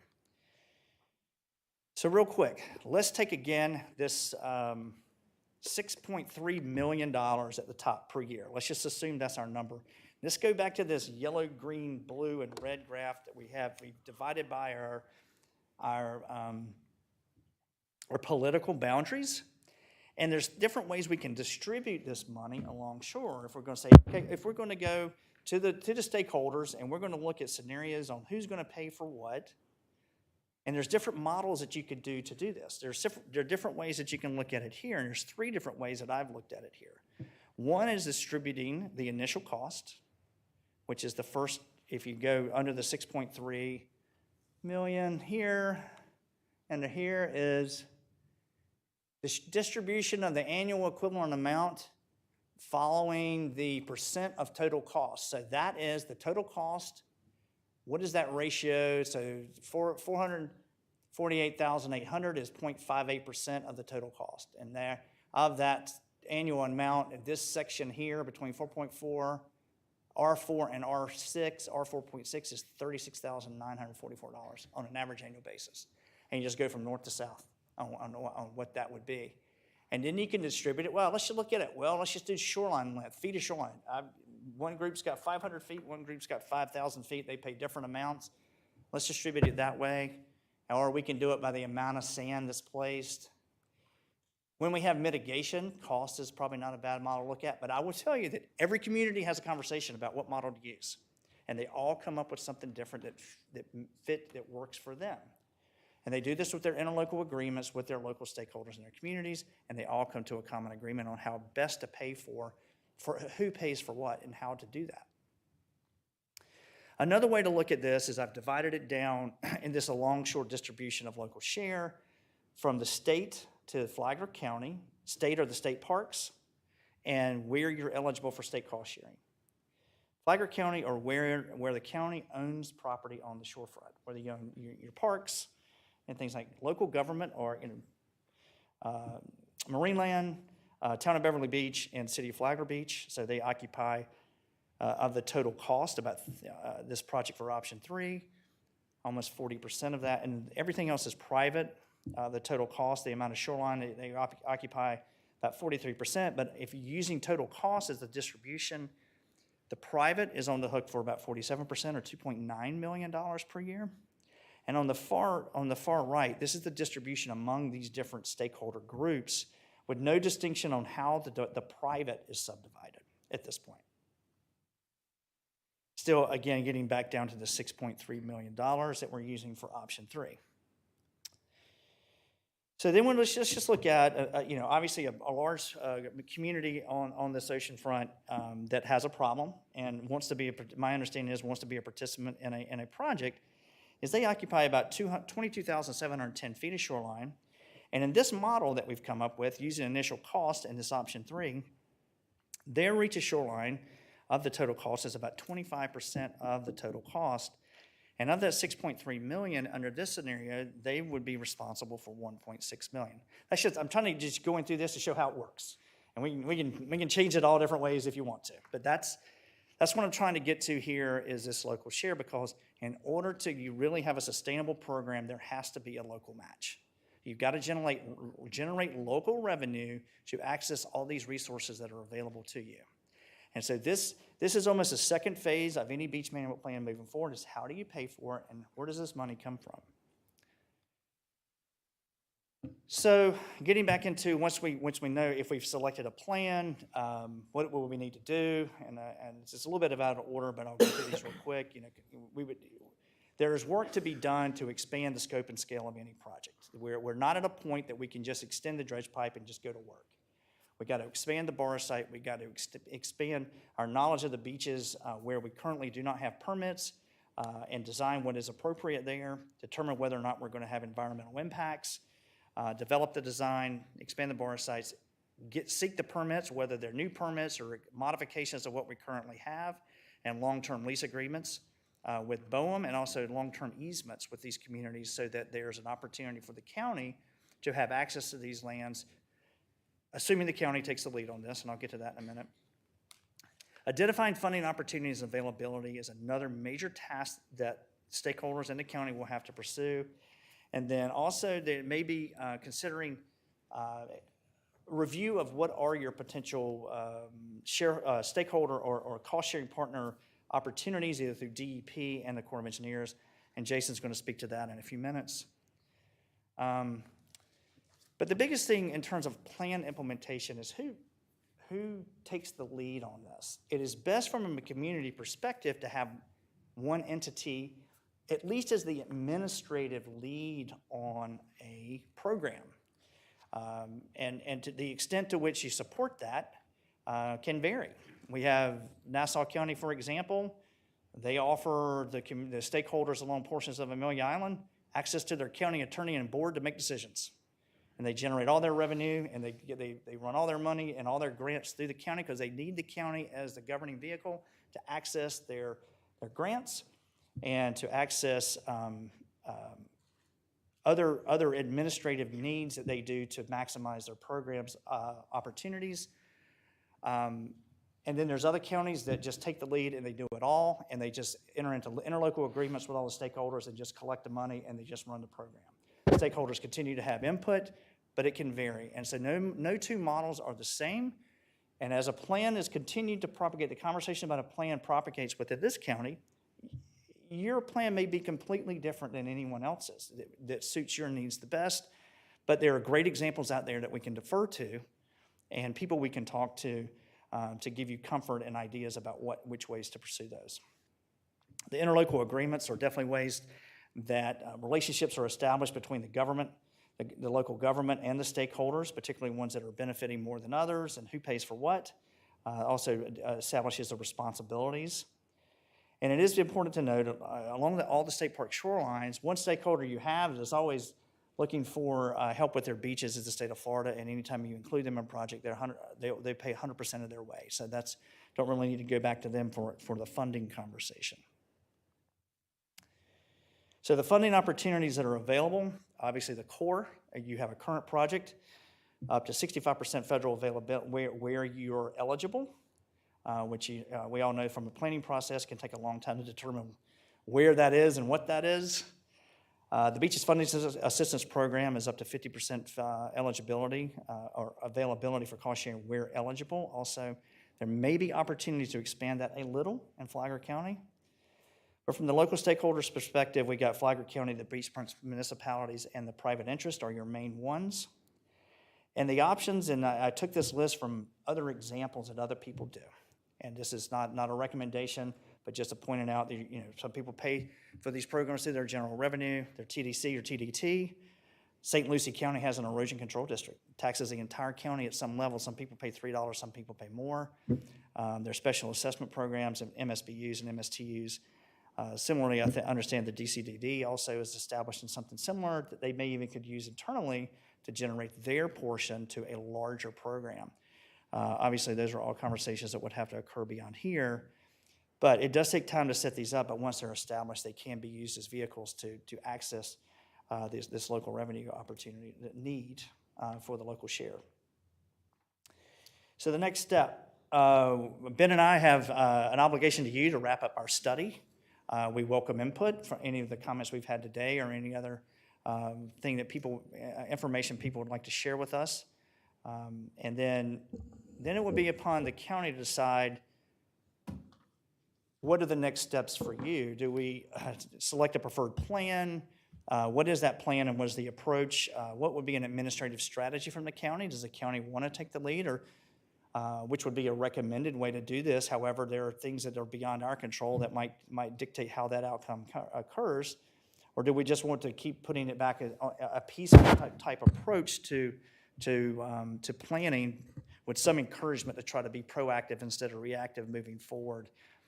Develop a local strategy for funding this so we can maximize our access to local money. And then evaluate the pros and cons of expansion of the federal project as well as DEP funding assistance.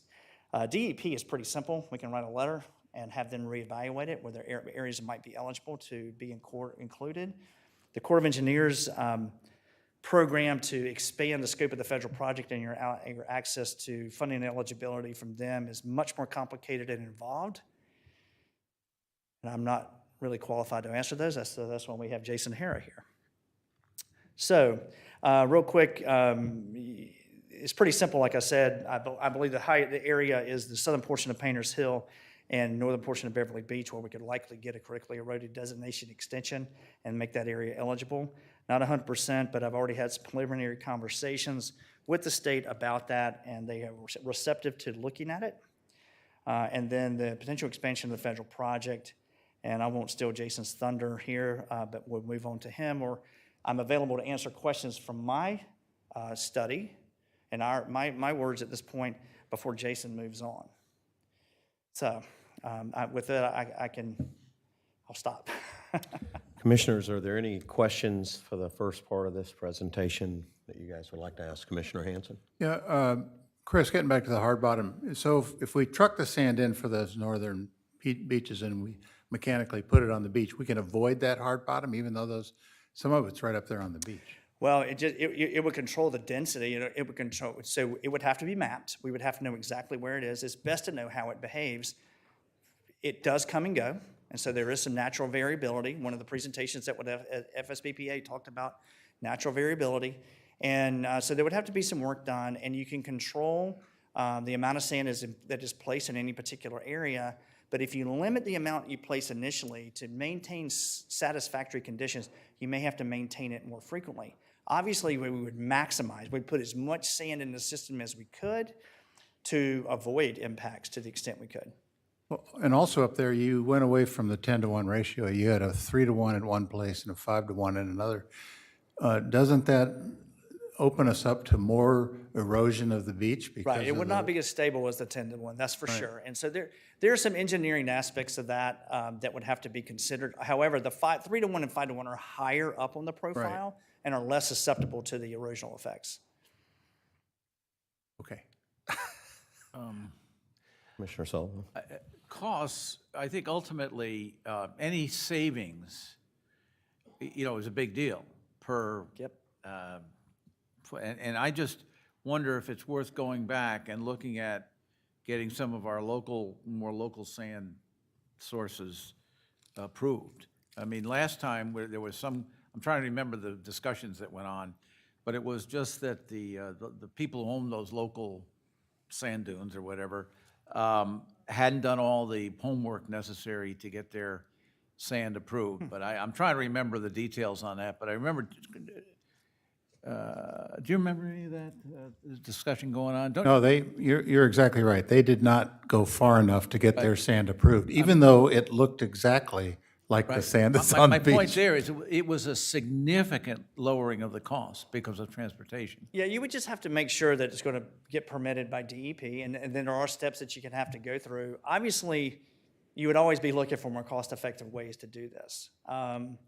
Given that we don't know that that's any high level of certainty at this point for this study in terms of establishing expectations and the orders of magnitudes of what we need to be thinking about, we've just used these assumptions. Clearly, I mean, if we can reduce costs, we should reduce costs, particularly if you. I understand. I'm just saying that's. Yeah. Maybe it's possible. Maybe. I'm not that familiar with that experience. And it should point out that there's other counties in the state that have been doing this for years and years and years. Right. Have a dedicated fund that does all this. That's correct. And that's what we don't have. We don't have we have to get from here to there with minimizing the pain. And that's right, yeah. And a lot of these communities have dealt with this in the past, and it's painful for them all. Probably the one that it wasn't painful for was the town of Hilton Head Island, because they decided to do it. They put a 2% accommodations tax on the books 2 years after they incorporated. So they weren't encumbered with a lot of history in their taxes and things like that. However, some people run out of their TDT and they negotiate, they compete for those monies every year. Some have dedicated funding that are exclusively for their beaches. For example, St. Lucie County, I was talking to their representative on Friday after our conversation, and through that erosion control district, I forget what the revenue amount is, and he's definitely a resource offering to talk to us. But it's exclusive for the beach. It cannot be used for anything else. It supports their program, and it's his job to go find matching dollars and maximize other opportunities to leverage the local money they're generating. And so all of that said, it really is it's getting a program started with a scope of how we're going to move forward, decisions about the administrative piece of this, and starting communications and conversations with local stakeholders about how funding might be generated is a first big step. Some of these tasks can be done in parallel. The funding is one task, what the scope of the ultimate project is going to be, streamlining, looking for other opportunities, starting the permitting process so that as all these other things are going on, we've been working with Ponte Vedra for the past 2 years since the storm as well for St. Johns County. They're right in the middle of how they're going to pay for it, but we've already gotten the permits for them. They at least forwarded the money to get past all these complicated steps, and now they're at the hard part of who's going to pay for what. And the county's not throwing a lot of local money, and they're going to the stakeholders on how to pay for this. And so, and there are lots of public workshops and meetings on how that model is going to work for them, and it's different than everybody else's. And so it does take work, and it takes work on the county's perspective from county staff to do that. Many of these counties have specific staff positions that run these programs for them that have long been established because it's a lot of complicated stuff. It takes a lot of work. It's good to have a person familiar with all aspects of it, that one of their major responsibilities is to be involved in this. And St. Johns County just recently got there. And when Commissioner Dean got on the board, one of his objectives was to have a countywide beach management program for all 42 miles. And they had no one on staff who was responsible for it. Now they have 2. And those guys are busy, and they've got a lot of stuff. They got a lot more shoreline than you guys have. But that's happened in the last 5 years. That's happened since the hurricanes. And so they're still learning as well. But they've been very proactive in trying to get that program off the ground. It takes time, and we have another hurricane season coming, and we're not going to, There's short-term needs and there are long-term needs, and the long-term need is a comprehensive plan with an approach that is sustainable and that is proactive, so that you're not scratching your head after a storm wondering, what do we do next? You have a plan in place, and this is what we're going to do. And the big thing is like the federal project being eligible for Fcce funding, where they come back in the federal areas at 100% after a storm. You have these established programs. You've established a cross-section that is considered an engineered beach and dune. FEMA will come in and rebuild that piece just like a road or anything else for you at 75% federal money. And then you get 12.5% from the state. So it's a huge insurance policy, but you have to get in the game to become eligible for that. One thing I want to point out that you had mentioned, the federal and state funding that we've been able to acquire. There's been a lot of hard work by our federal and state lobbyists, by staff going after this money. It's been, I counted around $34 million in that first presentation. That's a lot of money to bring back to the county, and that's really hard work. And I want to say that for the staff benefit and the federal and state lobbyists that we have working for us. They're earning this. And tourism is another thing. It's so important for tourism. As we see here, this isn't one city, this isn't one person paying for it. This is everybody in the county. This is not, there is no piece of this county that one person in here isn't funding or helping fund. Along with tourism, is so important to keep those open doors and keep that attitude. We need more. We need people coming in, because I don't think anyone in this room wants to self-fund any of this. No. It's amazing numbers here. It's a group effort. It really is. And I think, we're talking a lot about the storms, but to keep up the nor'easters as well that are coming in, they seem to be doing damage. And those have been coming in for years. This isn't just recent. These have been happening. This is well overdue. We've needed to do this years ago. Not just us, Flagler County, but all the counties need to take a look at this. And it's good hearing this first part of the presentation and hearing how we're joining other counties in this fight. So.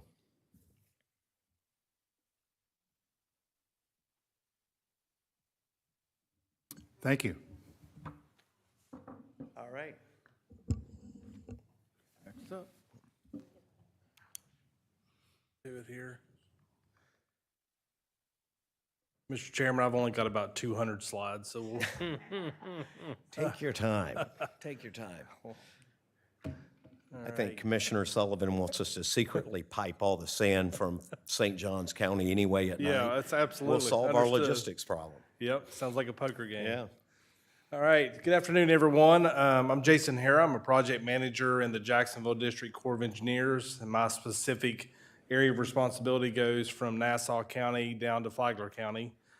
Been your project manager for many, many years. The Flagler County study that we completed actually started back in 2004, and it was completed in 2014. So that study took about 10 years to get completed. I'm not going to spend a bunch of time today talking about that previous study. We know that that study has turned into plans and specifications. We know that study is now turned into being ready to go to construction once Mr. Hadid and the county obtain those last 3 perpetual easements. The Corps stands ready to advertise that contract in Flagler Beach, and we're ready to go as soon as those easements are acquired. So that project is moving forward. The good news of that project, so as we look through a long-term plan, and I commend the commissioners for really taking this step, a lot of folks don't realize the Corps has about 23, 24 beaches in the state of Florida that get sand put on them every so many years. The majority of the beaches around the coast of Florida are man-made, and folks don't realize that. And that, for the Corps, our mission is to protect property, protect life, protect infrastructure. That's what we look at. We do include recreation, how many people are sitting on a towel, how many people are staying in local hotels, but the primary benefit we get is prevention of damages to homes and roads, et cetera. So the 3-mile Flagler Beach project, we have it for 50 years, okay? You guys have a very good long-term plan. Once we complete initial construction of that project, there's a 50-year commitment from the federal government to come in and restore that beach every so many years when it needs it. We monitor it every year. And then after a major storm event, as Chris was alluding to, we have what we call an Fcce program. It's an emergency program that can be used to restore beaches if they meet certain criteria. For instance, St. Augustine Beach and Milano Beach were just critically eroded from the nor'easter in November, as you were alluding to, Mr. Chairman. We are in the process of writing a report right now to go and restore Milano and St. Augustine Beach for about $50 million of federal money, 100% federal. The county doesn't have to pay a bit for that. So that is the huge plus up for the federal government and our projects from the Corps. Once you complete initial construction for 50 years, you're eligible for emergency renourishments after major hurricanes and then even substantial nor'easters like we had in November. So that's that insurance policy that Chris was alluding to. So I'm not going to spend a lot of time on that. We're ready to go to construction for Flagler Beach as soon as we get those easements and get that land certification package. So that project is moving forward. What I'm going to talk to you about today is the potential for a new study. And when I say new study, when we did this study that started in 2004 that went through 2014, we just didn't look at Flagler Beach. We actually looked at the entire county, okay, from Marineland down through Gamble Rogers to Volusia County. We looked at the entire coastline. And what I'm going to show you is back then there was reasons that certain portions of the county was screened out from alternatives, and it just made the 3-mile portion in Flagler Beach. So what I'm going through today is the potential, if the commissioners would elect to start a new study and re-examine some of those areas of the beach to see if some of the areas that Chris mentioned could be potentially eligible for an extension of our existing federal project from Flagler Beach up, which would get you into the 65% federal cost share, 35% local. That's for initial construction. And then all the renourishments is 50-50, 50% federal, 50% local. So what I'm going to do is walk you through the process if the commissioners would elect to move forward with a re-examination of those previous coastline areas that we looked at from 2004 to 2014. So real quick, I'm going to talk to you about the Civil Works process, how that works, what is a feasibility study. What Chris did was a beach management study. What I'm going to talk to you a little bit about is a feasibility study where we're looking at alternatives. Everybody jumps to the conclusion of building a beach and a dune. When we do this, we look at hundreds of alternatives. We look at seawalls, we look at revetments, we look at groins, we look at non-structural measures, buying people's property, buying their house, tearing it down, turning it into a park, whatever. So there's relocations. There's hundreds of different alternatives that we look at that just are not typically beach nourishment and dunes. Now, we know that's the environmentally friendly alternative. We know it meets the demand. So typically it rises to the top, but we're not pre-decisional. We look at all these different alternatives. So I'll walk you through that. What's the life cycle of a project? We'll discuss the previous Flagler study real quick, and then we'll do a conclusion. I got about 10, 15 slides. So the core feasibility study is a 3-year process, okay? We talked about the previous study went from 2004 to 2014. We had a lot of sponsors, which are counties, cities around the nation, said, core, you take way too long to complete a study. We shouldn't have 10 years to get a study completed. So I'm gonna show you that has been reduced significantly by General Semonite, which was the previous commander for the Corps of Engineers. He said, enough's enough. We're going to narrow this down now. The Corps is going to do a study in 3 years. From cradle to grave, you have 3 years. So that's our study process. How is a study initiated? We have a sponsor that comes to us. That's the second bullet. It can be a county. It can be a Indian tribal group. It can be local municipalities. They come to the Corps with a letter and they say, here's our problem. We have a coastal erosion in this area. We want the Corps of Engineers to help us with their erosion, or we have back bay flooding from the intercoastal waterway. We want the Corps to look at specifically these issues.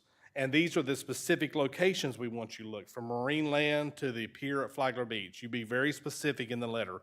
You're giving the letter to the Corps saying, here's our problem, we want you to look at it. The third bullet, the studies are cost shared, as I said. The studies are shared at 50% federal, 50% non-federal. And as I said, it can be a state, tribe, county, city, town. But that is the key. You have to have a sponsor. And as you see in bold, they have to be legal and financial authority, which means that you're able to finance your share of the study. And you have to provide the funding and the real property requirements. Mr. Hadid has been going through that very thing for our existing study. By real property requirements, that means that we're identifying, as we just went through the easements of the study or the project in Flagler Beach, this potential new study could lead to hundreds more perpetual easements we have to get. So you have to say that you understand that and could get that. So key takeaways, gotta have a sponsor that's a county, et cetera. Everything starts with a letter from somebody on the county, typically the chairman, signs that letter saying, this is our problem, Corps, we want you to look at it. It takes 2 to tango. So what do we have to do to get a Corps study going? Number one, you have to have a study authority. That is Congress telling the Corps of Engineers, we got a letter from the county, and we want the Corps of Engineers, you're directed to go study this coastline for this particular area, and this is the things we want you to look at. How does those authorities come? Typically, it's called a Water Resource Development Act, and the president signs those into law typically every 2 years. So the current one we're working on right now is WARDA 2022. It's in some of the committees right now for the House and Senate. It's being negotiated, and it should reach the president's desk in probably 6 months. But that is a Water Resource Development Act, and that's typically where all the Corps of Engineers studies and all the Corps of Engineers construction authorizations come from. So once you get that study authority, telling the Corps to go do it, now you have to get the money. You have to get budget appropriations. The Corps gets budgets every year. We get it through various different levels. We get one from the president's budget annually. As we know, the president signs a budget for the federal government every year. He can give us money in that. We got what we call work plans, and typically that's a pot of money that's outside of the president's budget that gets pushed to the Corps, and it's for some of those projects that didn't make it into the president's budget. It's called a work plan. The president's budget and the work plan come out every year. And then lately, because of all the hurricanes, we've been having supplemental bills. We've had the Bipartisan Budget Act. We've had the Jobs Act that just recently passed a couple months ago that also allocated millions and millions of dollars to the Corps to either do studies or go to construction. So there's various avenues for funding. But key takeaway, gotta have a study authority and you gotta have budget appropriations. If there's no study authority available, the community reps can contact their congressional delegation. They can request a new study authority. They can also write a letter to the head of the Corps of Engineers, our boss, which is the Assistant Secretary of the Army at the Pentagon, and state, here's our problem. We wrote a letter to the local district, which would be Jacksonville District. So, Mr. Chairman, if you sign a letter, you're sending it to our commander, which is Colonel Booth at this time, stating the problem. You can also work with the Assistant Secretary of the Army's office at the Pentagon requesting that. It's a full court press. You're reaching out to Washington, you're reaching out to Jacksonville, just expressing the urgency of your study, because keep in mind, there's many other states around the nation that are screaming they have an urgent project too, and not every one of those gets in an authorization, so you have to make your case. And once a study is available, that's when the Corps will start requesting money to initiate the study. So since 2012, as I mentioned, General Semonite took a lot of feedback from a lot of sponsors. 10 years to do a study is absolutely too long. So we implemented a new process called SMART planning, and it stands for specific, measurable, attainable, risk-informed, timely planning. Don't know who came up with that, but that is the name of it. It's SMART planning studies. And what that means is the second bullet, our studies will take no more than 3 years. The cost will be no more than $3 million, and there's 3 levels of engagement. So they call them 3x3 studies. So $3 million split 50-50, 1.5 million federal, 1.5 million local, 3 years to complete, and 3 levels of core engagement. So the studies are done at the district level in Jacksonville for us. They go to our division office in Atlanta for their review. Then they make their way to headquarters in Washington. How does the study begin? You get the study letter, we get the authority to do the study, we get the funding to do the study, and then once we have all of those, we sign a feasibility cost share agreement. It's called an FCSA, and that just outlines that this is the study we're doing, and that's signed typically by the chairman and our commander, just outlining that, and that is the start of that process. You sign a feasibility cost share agreement, okay? That's months down the road once we get the money and everything. When does the study end? 3 years down the road, when you reach the end of the 3 years, the Corps of Engineers has a 3-star general, 2 or 3-star general that rotates every 3 years. Right now, it's General Spellman. General Spellman would review that report, and he would sign off on it, and then it gets sent to the Pentagon, the Assistant Secretary of the Army. Then it goes to the Office of Management Budget at the White House. Once they're happy with it, they send it to Congress for authorization to construct.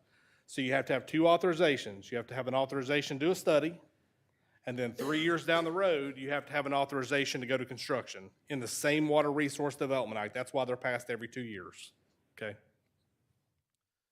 This is just a real quick recap of the study process. I'm not going to go through this in detail. In the middle, you'll see the arrow boxes. One says scoping, one says alternative evaluation, one says feasibility analysis, and the 4th one says chief's report.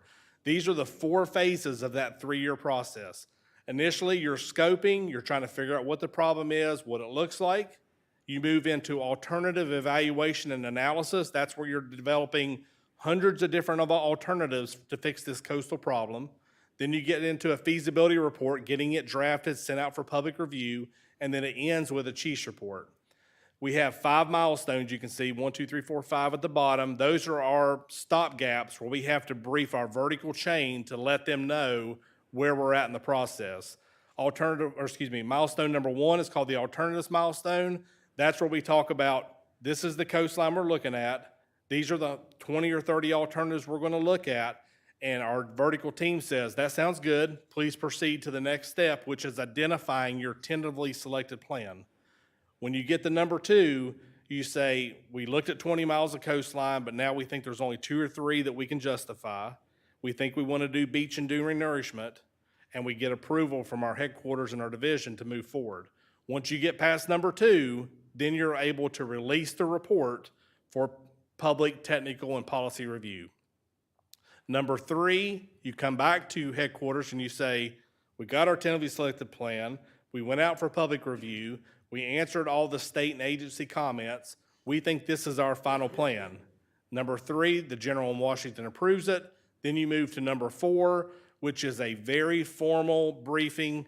I know Faith was involved in that and some prior people that were here. That's where you fly to Washington, you're briefing the general, you're briefing OMB, you're telling them that as a county, as a sponsor, we fully support this project, we support the Corps' recommendation, and then once, basically, it's a very formal meeting, General Spellman looks around the table, he gets a thumbs up from everybody, and then that is the final recommended plan. Everybody's in alignment, this is what we're doing. The state and agencies, so DEP and others, get one more stab at it immediately following that, and then ultimately you get to the chief's report number 5 in that 3-year period. That's the process. I'm not going to go into this too much. What I do want to point out is when you do these projects, as I mentioned, especially the coastal projects, and this would be a coastal storm risk management project. We're looking at ways to prevent coastline damage. What we're looking at is we basically, in that first 13 months of the study, we run a model called BeachFX, and what that model does, it's a simulation. So we put storms from like 1960s till today. So we put Hurricane Dora, we put Hurricane Matthew, we put Hurricane Irma, and what we do is we pound the beach with those simulated storms. And what's going to happen is it's going to show us where the significant erosion is occurring, where is it condemning houses, where is it getting into A1A, and damages for us equals a benefit, right? We have a benefit to restore or to protect that portion of beach. You have to get to a positive benefit to cost ratio. So that's the first 13 months of the study. After that, it gets into writing the report, going through the reviews, and getting to the chief's report, which is number 5. Don't want to belabor this. That on the left, that's what we're doing. We're forecasting conditions, we're developing plans, we're evaluating those plans, we're comparing the plans, and at the bottom of the beehive, you can see we select a recommended plan. That goes to Congress, that goes to the administration, gets authorized, and we go to construction. This is just the life cycle, just to make sure everybody's clear. So day 1, you guys come to us and say, we have this problem, here's our letter core, we want you to go look at this. The beauty here is we have an existing study authority that we use from the 2004 study. Will that study authority, can that be used, or do we have to get a new authority? We won't know that till we get your letter, get a lot of attorneys in the room and figure that out. But step number 1, you can see, is getting the letter. Step number 2 is getting that study authority, okay? We have to get in a Water Resource Development Act. They're formulating one right now that says, Corps, go do this study. The next box, study funding. We got to get the money to do the study. The study's $3 million, $1.5 million federal, $1.5 million local. That doesn't mean you owe me $1.5 million the minute you sign the agreement. It's spread over 3 years. So typically it's $500,000 total for the first year. Then it jumps to about $1 million, $1.5 million, and then the remainder in the third year. It's kind of like a bell curve for the funding. The funding, once we get the funding, we start the study with a feasibility cost share agreement, which is the purple box, and that study takes 3 years. Once you complete the study, you can immediately go into what we call pre-construction engineering and design. That's what Chris alluded to, doing core borings, doing design. I don't need any more authorization to go to PED, what we call pre-construction engineering and design. But I do need an authorization in the brown box here to go to construction. So I got to get in that same WARDA bill to go to construction down the road. Then I've got to seek appropriations, again, just like I did for the study. We construct and then we maintain, which is called O&M, operation and maintenance. And once we complete that project, it's good for 50 years. We come back for 50 years, either do regular renourishments or we restore it after emergency events. So what are the key factors for a successful study? We got to have sponsor, agency, and public involvement during all phases of the study. Faith and Amy and Mr. Hadid and others, we're making phone calls every other day. We're talking about this is what's going on here, this is what's involved in the study. Faith can allude, we have many public meetings, I think some in this room, letting the public know during that study process, this is what we're looking at, this is what we're coming up with, and we're seeking that positive and negative in times public involvement. We develop an alternative that is environmentally sound. And the third bullet, as I said, is the benefit to cost ratio. For whatever damages you're protecting, the costs have to outweigh, the benefits have to outweigh that cost. So you have to have a benefit cost ratio of 1.0, okay? So every dollar the taxpayer spends, a dollar is returned. Anything above that, 1.0, makes you more competitive against Delaware or California or wherever has another project. But you got to have a benefit cost ratio greater than 1. The next bullet, the array of alternatives, we look at soft structural, which is beach nourishment, dune construction, living shorelines, mangroves, etc. We look at armoring, groins, breakwaters. Non-structural, we look at relocations, elevating, floodproofing. So we're not pre-decisional. We don't jump straight to beach and dune. Typically that is the recommended plan, but we look at a lot of different alternatives. The last bullet is extremely important for everybody to understand. There's 2 things. When we do the modeling of the beach, we may determine that there's damages to certain portions of the beach that we could justify federal participation, okay? And by participation means we could justify a federal project in this portion of the beach because there's damages and there's benefits, etc.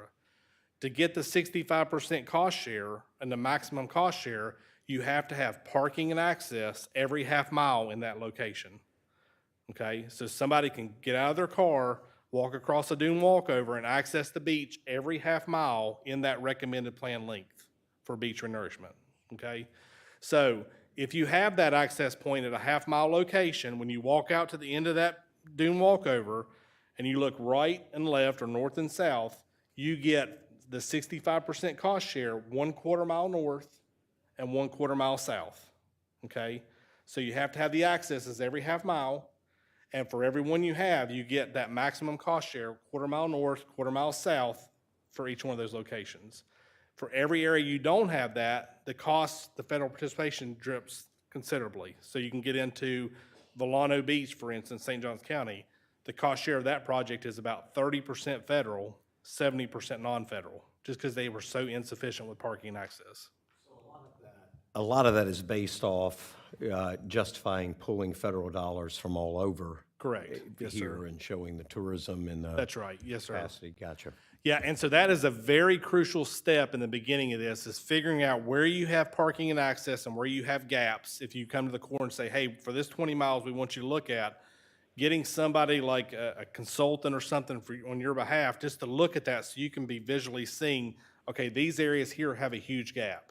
And the reason is because we don't renourish private beaches. And the thought is some guy from Oklahoma drives to the beach that weekend, he should be able to walk on the beach with his taxpayer dollars, sit on the beach, enjoy the beach.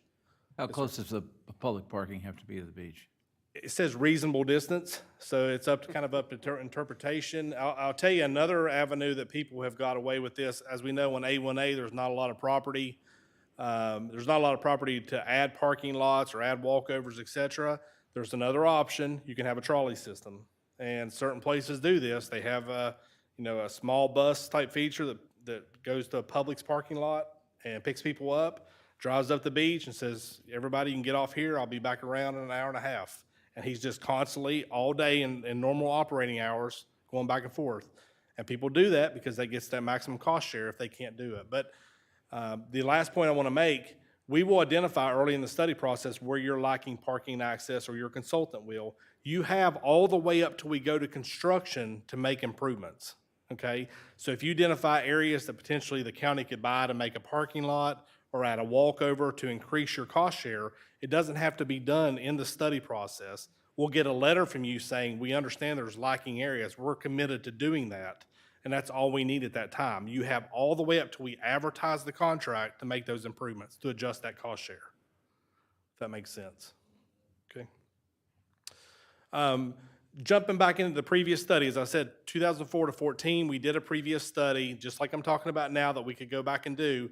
This was the results of that study. So starting in the top, you'll see the Painter's Hill. We break these out into what we call reaches, okay, for the 20, 30 miles. So Design Reach A in yellow was at the Painter's Hill area. That area, at that time, we approached the commissioners that were on the board. We said, you're lacking parking and access at that time. There didn't really seem to be a flavor or a willingness to potentially increase the parking and access. So ultimately, that area got screened out. If you see the black bars here that are kind of going into the ocean, that is showing the areas that have the highest damages from our model, okay? So as you can see from Painter's Hill, there was a significant amount of damages there. The benefit cost ratio was good, but due to the lack of parking and access or the willingness to get it, that area got screened out, okay? Design Reach B, as you can see, the graph is very small, so the damages were very minimal, but keep in mind, this was before Hurricane Matthew, before Hurricane Irma, and some of those significant storms. So why do a new study through the Corps?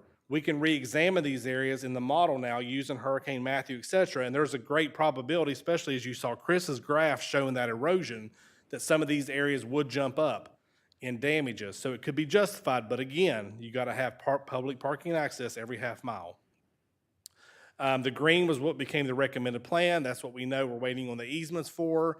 And then Reach D was not economically justified either because it didn't have enough damages at that time when that study was done. This is just the model that comes out of BeachFX. It shows you in gray bars, that's the damages in millions of dollars. That's the erosion rate. So again, you can see the higher the gray bar graph goes, that's the more erosion you have, that's the more damages you have, and that's the more cost you can afford. So Painter's Hill and Flagler Beach had very high erosion rates and could have been included in the project. Beverly Beach was lower. Jason, you didn't your northern reach there, you didn't go the other 12 miles north of that, but because they didn't qualify at all. That's correct. And Yes, sir. that has not changed, right? That has changed. And like I said, when you complete your letter, you guys roll the dice. You tell us where you want us to look at. And some areas may get screened out very quickly, and we'll know that. But if it was me and I'm doing a new study, ask for it all. Let's look at it all one more time. Well, when we talked to you 2 weeks ago with you and your team, we talked about reopening the old study. Have you thought about that anymore? Is that a possibility, or? Well, and so when I say this new study, theoretically, we have a lot of the modeling, a lot of the legwork, basically, as I would say, the engines in the car, right? We need to do some fine tuning in the model to add Hurricane Matthew and all that, but it's not an extensive lift like it would be with a brand new study. We have a lot of it done, but we have to do a new study to be authorized again for this area. But we still have the problem in the northern 12 miles about access. We Right. still have that problem. That's correct. Yeah. Yeah, and unless there's an opportunity to improve parking and access in areas, those areas get screened out relatively quick. Yeah, real quickly. Yes, sir. Yeah, okay. Which is So most- again, just real most of the quick, 12 this is miles. this, I'm sorry, Commissioner, this is the same graph you saw a minute ago. What I want to draw your attention to is the table. As you can see, benefit cost and net benefits. So what we do is we look at what's the benefits for that particular reach, what's the cost for that particular reach, and how we qualify it is the area that, or the portion of the project that gets moved forward is the area that has the highest net benefits, okay? NED, National Economic Development Benefits. As you can see in bold here, the second one from the top, or second one from the bottom, included Reach A and Reach C. So that included Painter's Hill and Flagler Beach. It had the highest NED of 1,814,000, if you see that. That's the second one from the bottom. But it got excluded because of the lack of parking access or the willingness to include it. So that would have been our recommended plan in 2014 if the parking access would have been there. So we moved to the dark brown row, which is just Reach C of Flagler Beach. Okay. And that's all I have, subject to your questions.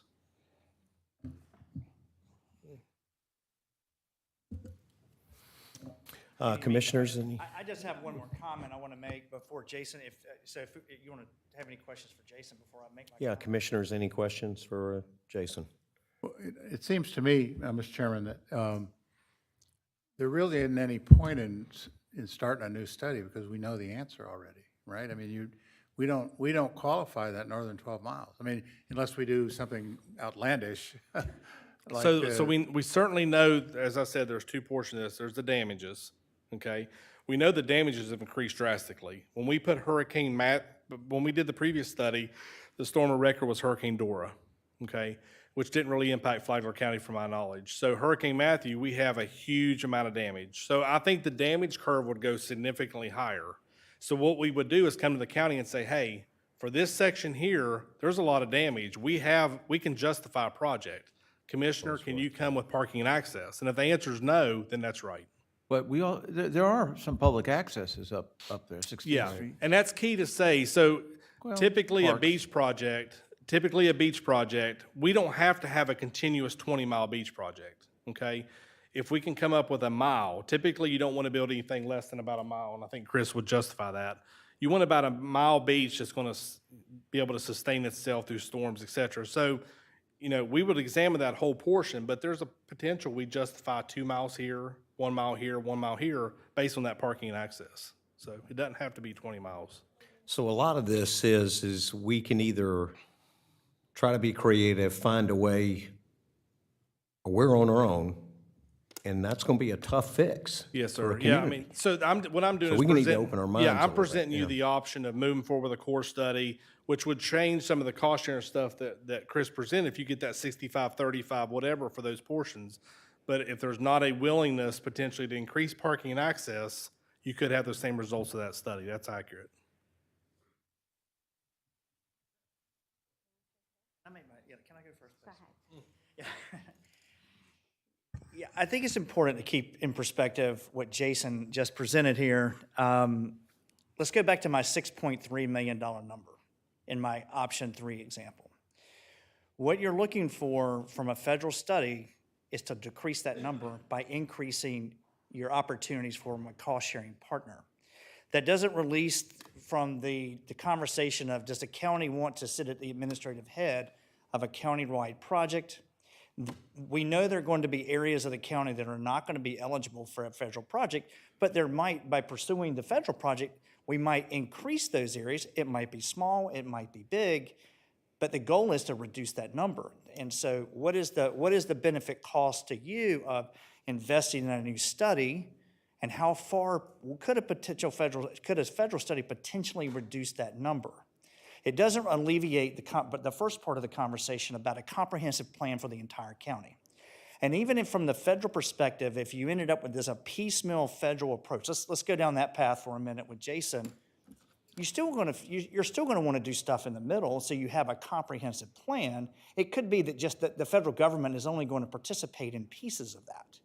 And so from an administrative perspective, as a community push forward, there are different ways to access money to help offset the total cost. So if we look at the number, that's 6.3, using that example, we're looking for ways, like looking for alternative sand sources and things like that to reduce the number, increase the state cost share, increase the federal cost share. But nonetheless, we need to remember a community project is likely, from a collective group, a good way to proceed. And we're always going to have a local share, no matter what happens. So right now, we're not even set up for the local share. The conversation is, how big is that local share going to be? So do we need a program from a comprehensive community effort, and are we willing to engage the local stakeholders to start the conversation about generating revenue to support a project using a local share to leverage federal dollars and to leverage state dollars? I think in that, the study you're speaking about, it would be good to identify going up the coast and saying if you had parking here or parking there or busing system or something, you could be eligible for this. Because if you're talking, I mean, this is just common sense. If you're talking about, hey, creating a busing system that costs $100,000 a year, but you'll qualify for getting $5 million, then I think it's a no-brainer. Yeah, and one thing that we can do, and I want to say one more time, if you don't mind. One thing that we can do, and I meant to do this before today, is we can do a very quick, dumb sensitivity analysis. Is like, hey, if Jason's successful to doubling the size of the federal project or tripling the size of the federal project, how does that affect that 6.3 million? We can just go in there and play with those numbers and say, wow, if we increase the cost share for this, this, and this, how does that number change? What is the cost benefit using our models to just do that? And then we can look at the parking as well and work with Jason to at least have some idea. Yeah, and Mr. Chairman, so I will tell you that I went through this exact thing with St. Johns County. And for like Painters Hill or Beverly Beach and stuff, I mean, there's going to be areas that logistically you just can't have parking access. But I will tell you, St. Johns County did a very good job during the study, and we're doing a brand new study with them in Ponte Vedra. And certain areas or communities that you thought would be adamantly opposed, following Hurricane Matthew and Irma, when people were ready to lose their homes or be condemned, people started discussing, I wouldn't be adamantly opposed to a walkover or a pathway beside my house. So those conversations, I mean, I would be reluctant to just dismiss it completely without having that conversation with the community and break it up with Painters Hill and then Beverly Beach and others. But one thing I do want to point out, you were mentioning about why go through another study. So let me get to it here if I can real fast. The first 3 to 6 months of the study is looking at that parking and access, doing the inventory and forecast, looking at some of those previous damages. So in the event we got a study authority, we got funding, we signed the feasibility agreement, within the first 6 months, we're going to be able to tell you these are the areas we think are probable for a project. And if the decision at that point is there's no way we're going to add parking and access, we can terminate the study. You don't have to go through the full 3 years of it. So within that first 6 months, you could terminate. So just something to think about. Okay. And exactly that's what I do support, to look at all of our options. But for the study to go ahead and spend $3 million, waste 3 more years to look into the same study which we did almost 20 years ago, and to come to the same conclusion, I think that will be a wasting of efforts and time. So I do agree with Jason to proceed, give them 3 months to take a look at it and see if we decide to proceed with a study or just terminate it there. So with all that said, it's a lot of information today for you. My staff, Amy, Richard Gordon, we have been working on this issue for the last 17 years, and every day still we are learning a lot of new things. Today you have the best team presenting to you. Olson Associate, Chris Creed, Ben, and Jason to give you all these options. As you can see, we have 6 different options there. We have to decide how we want to proceed. It doesn't have to be today. Olson will be drafting a report. It will be coming for our review and comments. Then we'll finalize this report and bring it back to you. At that time, it's up to you if you want to do another workshop or just adopt that report. From my end, I do recommend, as soon as we can, to identify a task force to start working on these issues. Which plan we are recommending to you, the cost estimate, what kind of grants out there. We have been lucky the last 17 years getting that much of funding. I know you mentioned $32 million. I think at least we got $60 million doing projects on our dunes and beaches. With that said, I really appreciate you if you listen to the public, to hear them, get their input, and see how to proceed. You. Commissioners, any comments before we open up to public comment? It's a lot of information, and it's a big problem we face. So this is reality check as to what it's going to take to do it. Well, I think we should get the letter, get the letter done. Yeah, and through the chair, it's very important, and I'm glad you guys are really discussing this. I think you're taking a huge step, but I will tell you, St. Johns County was very proactive after Hurricane Matthew. Before then, they didn't really have a coastal program in the county. I mean, it was kind of handled in Public Works. Somebody would pick it up. After that, Commissioner Dean and I spoke a lot, and he said, well, what do you think is the main things we need to do? And I said, you got to have dedicated coastal staff. You got to have 2 or 3 people that is their full-time job for the county, is making calls to DEP, talking to me daily at the Corps. They can't be, to be frank, they can't be talking to a road and bridge guy and then calling the Corps. It's just too much. I mean, you have to have a dedicated program. And of the 23 to 25 coastal projects we have in the Corps, all those counties, Mr. Chairman, if you pick up and call your counterparts, they've got 2 to 3 people. And that's their full-time job. They're managing the coastline. So I applaud you for what you're doing today. No, and I reiterate what Commissioner Hanson said and encourage you guys, getting a letter and encouraging you guys. Our residents, there's nothing more than they love than us going and getting money from someone else to fix our problems here other than touching theirs. So that's very important to do. But with that being said, I'll go ahead. Just one other comment. Ms. Petito, I think we need to look at our county manning situation and see if we can't come up with an engineer, another engineer for the engineering department to run this program. Thank you, Commissioner. I have been asking for this position for the last 10 years. It's about time. We are doing our best, I and my staff, Amy Kennedy, before her, Richard Gordon, but you know how busy we are. We need a full-time member to be working on this on a daily basis. Thank you. That's something we can, I think, if the majority of the board wants to do that, look into. You mean to continue on with the letter? Well, looking into a possible another. Yeah. Yeah. Just if you. We've considered that as part Yeah, of if our you can get budget. that. We've already been in conversation behind the scenes and looking at that, so. Yeah, see if it's doable. At this point, I'd like to go ahead and open this up to public comment. If anyone would like to make a comment, please approach the podium and state your name and where you're from.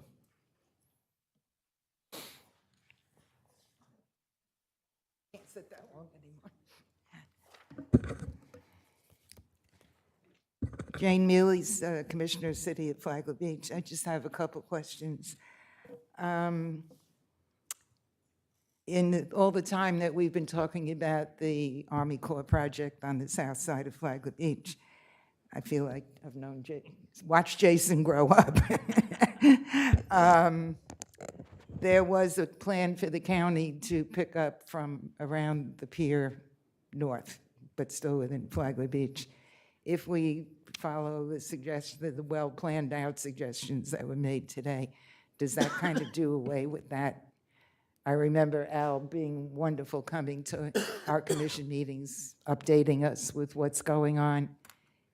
And there was talk about, from Al, that since all the equipment's going to be out there digging up the sand, that once they're staged, that it would make sense to do the northern part of Flagler Beach at the same, well, not at the same time, but once the Army Corps project is done, with different funding, of course. So I wonder if now doing this kind of a plan puts that off. And I don't know if you can answer it or staff can answer it. It would not put that project off. It would not. No, it would not. But don't count my time. No, I wouldn't. No, it would not impact your ongoing project at that time. As you know, we have the Corps of Engineers, and north of that, we have funding from FDT to do another project there. So it's going to be ongoing. But remember, that's only one-time project, different than the Corps of Engineers. Yeah, it doesn't have Yes. Okay. Okay, good. Can I have my 1 minute and 40 seconds that I had? When you talk about including stakeholders in your planning process, Chris talked about only having beachside cities. I disagree. I think that Palm Coast needs to be included in that stakeholder group because it's mostly people from Palm Coast who come and use the beaches. And, okay, that's it. Thank you. Next speaker, please.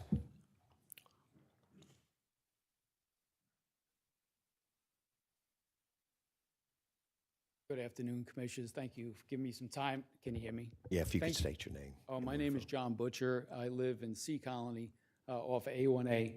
Lived there since about 2013.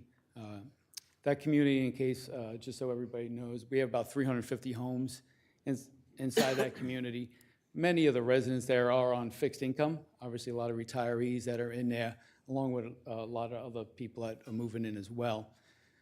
Sea Colony really shares a lot with the community there. First, we have a new Bay Park that was installed there not too long ago. We share some of our lakes, which we have concerns with any type of erosion happening on the stormwater side, as far as if we have any ocean water going inside those lakes, sharing it with the park next door as well, contaminating our stormwater. This last nor'easter really, I think, opened the eyes of many residents in Sea Colony, and we're hoping for your support as far as to help be able to bring some funding to be able to try to restore some of our dunes and our beaches and our beach there in Sea Colony. We lost probably about 30% of our dune during that last nor'easter. We no longer have dry sand where the turtles normally nest since that nor'easter. We lost a lot of it, and you can see by the graphs that Chris put up there, we did, and that was prior to the nor'easter. We already suffered a lot of dune and beach erosion there. So we would appreciate any type of support that you all may give to us, and just keep Sea Colony on a map.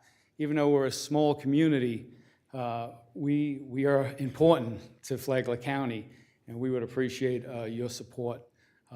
I did see on slide 21, Chris, if you don't mind, I saw for a future plan for Sea Colony for some dune replenishment for 2022. And I'm just curious, is there something happening? Yes. Go ahead. Yes, there is a plan, and we have a $2 million, maybe $2.7 million to do some Band-Aid fixes, and we're gonna fix you. Okay. Okay, and just a point for you, There is no connection between the Bay Drive Lake and your lakes. At your request, we sealed it off. Your homeowners association said, close that off, so we closed it off. So there is no contamination from Bay Drive Park to your lakes. There is no connection at all. Okay, I thought it went through, No, well, it that. used to. but- Okay. But you guys wanted us to close it, so we closed it. So it's no, there's no connection anymore. But we're going to take care of you, okay? Okay, appreciate that, thank you. Thank you. Next speaker, please.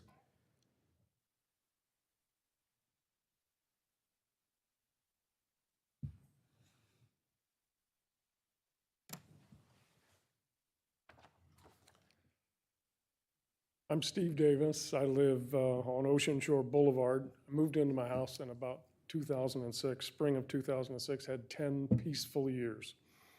In October 2016, Matthew was a wake-up call. My house on the beach was threatened, and many of my neighbors' houses were very nearly destroyed. 6 or 8 were condemned. 2 of them were torn down, couldn't be repaired. The remainder were repaired. We now have a seawall protecting 19 properties, and I'm very thankful for the county for their help in getting that seawall done. We're paying for it, but thank you for the help. My experience with Matthew is technically understandable as a storm event dune retreat. Same kind of dune retreat was experienced down in Flagler Beach, where A1A basically half crumbled into the ocean. Several places north of us experienced dune removal, breaches and overwashes that caused flooding in substantial areas. 600 houses were flooded, all on the barrier island, but even Section C was threatened by the rising storm surge into the intracoastal. In a major storm, no property in the entire lower coastal basin is safe from storm event flood risk. Lower coastal basin is an area basically east of Old Kings Road. In the old days, they built the road on the high ground. All the low ground east of it, it was old marsh, and 100,000 years ago, it was the ocean. The lower coastal basin has some potential to flood across the entire area in a major storm. The lower coastal basin contains about half of the taxable real estate in Flagler County. So there's some sense in which the stakeholders for this dune replenishment and the flood control that it, or the flood risk management that it can provide, stakeholders are all the way back across the entire lower coastal basin. And I would hope that we would look at tax strategies and stakeholder discussions that are much wider than the single houses. I have a seawall, so I don't have the same kind of problem that somebody else will, where they don't have anything. But the stakeholders are much wider than the narrow strip of land along the ocean.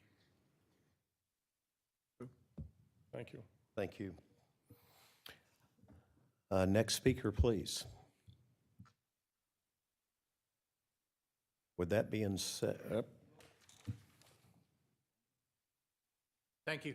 My name is Sean Lanfear. I live at 104 Surfview Drive, which is Matanzas Shores. I'm in Surf Club 1, 1108.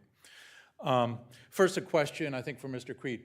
The estimated cost, you came up with 97 or 94 million at some point. Was there any factor of inflation there, or did you base it all on the cost 3 years ago? That's based, I'm sorry. yes. The cost used for the basis of our estimate are current market conditions, and we tested even though we were using the cost from 3 years ago for the upland sand. We've seen recent projects similar to that still getting similar prices to that. So we've not seen a huge increase in inflation, particularly when you're in a competitive market. So, But you didn't take inflation into account? Not at this point, no. Yeah. So I think your costs are going to go up. And then just personally, there's coquina in front of our buildings there. We've got 100 yards of scrub. The sand that you put in 3 years ago is still there. I don't think you need to spend the money doing anything in front of our buildings. Thank you. Next speaker, please.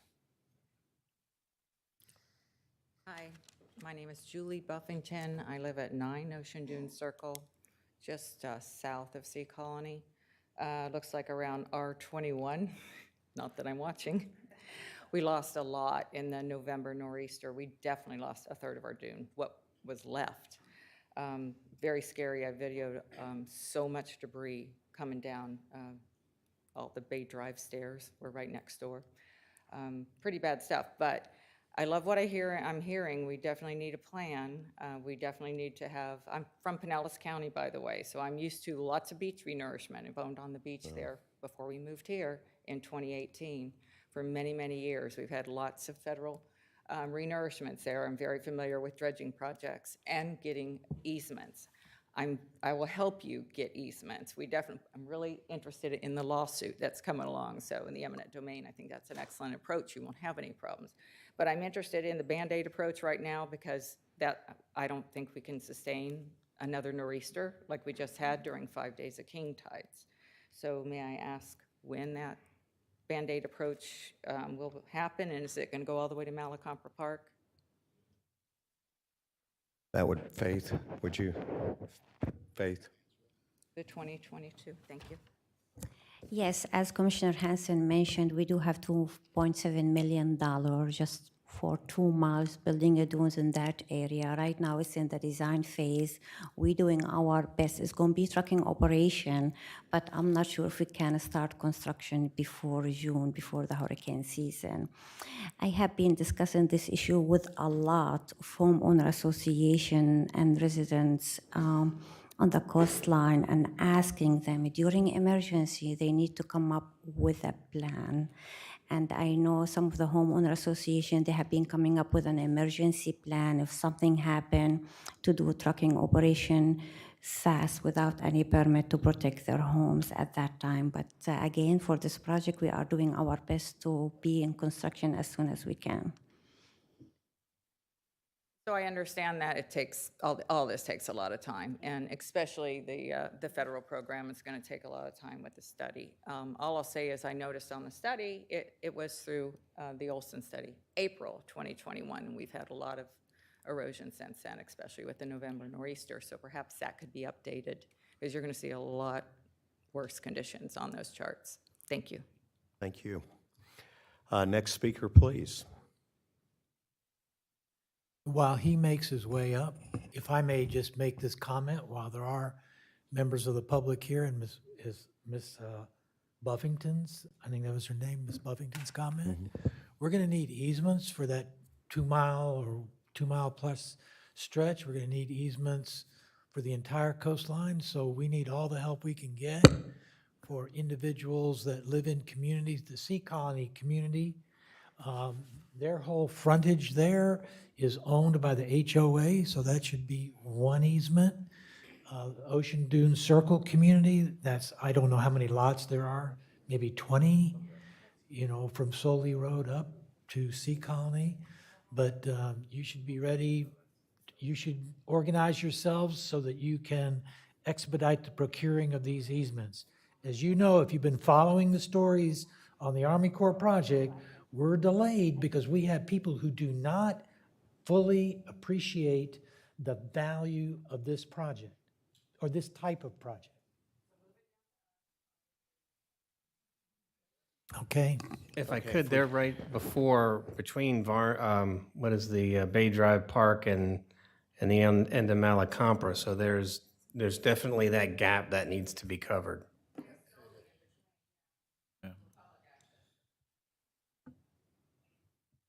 All right, if you'll go ahead, next speaker, name and... Thank you, Commissioner.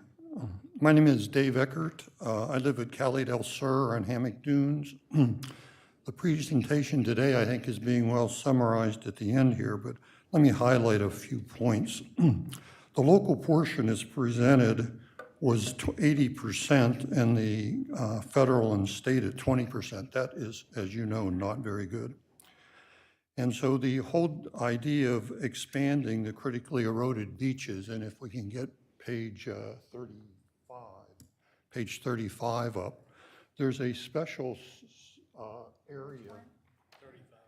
Page 35, the critically eroded beach area, if you're going to look at that coordination from Olson Engineering. Oh, I'm sorry. Well, the key thing is there's a key area in Painter's Hill that's a section that would allow the critically eroded beaches to go from the southern border almost up to Varn Park as one continuous band, and that would be and very important as a priority to get that specific segment designated.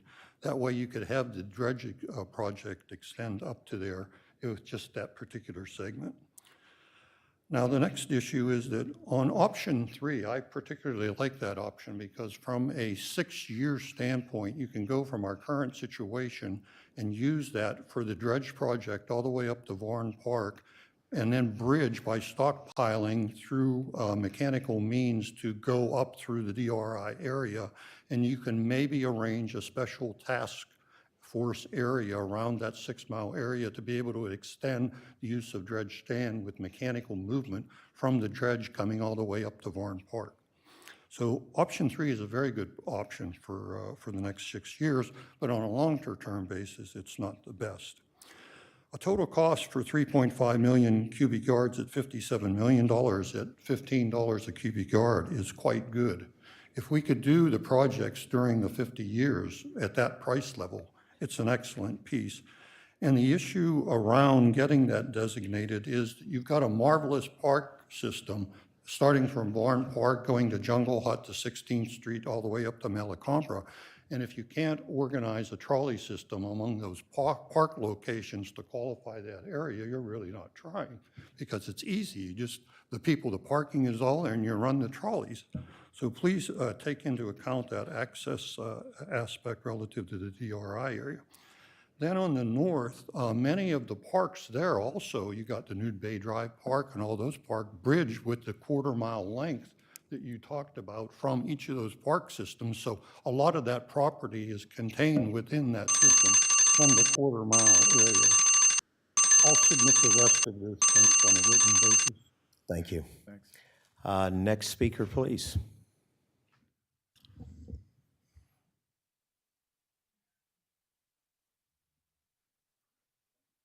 My name is Colleen White. I'm here as a representative of the Hammock Dunes Owners Association. Our community consists of 2.5 miles of beachfront and contains over 1,200 residences, as well as the Hammock Dunes Golf Course. We fully support the county and the direction of the long-term beach management plan. But today we also want to highlight, as others have, that the northern section of the beachfront and dunes that abuts Jungle Hut Road sustained significant damage from the nor'easter that occurred in November.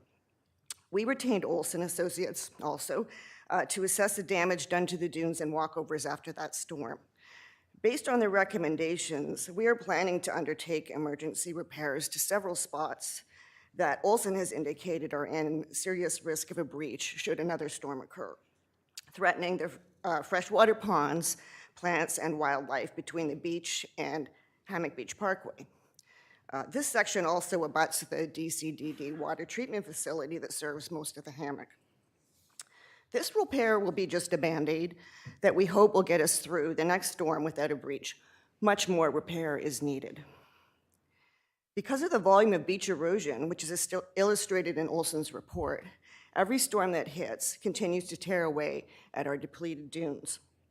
With the comprehensive beach management plan, several years in design, approval, and implementation, interim repairs are needed, particularly at that northern section close to Jungle Hut Road.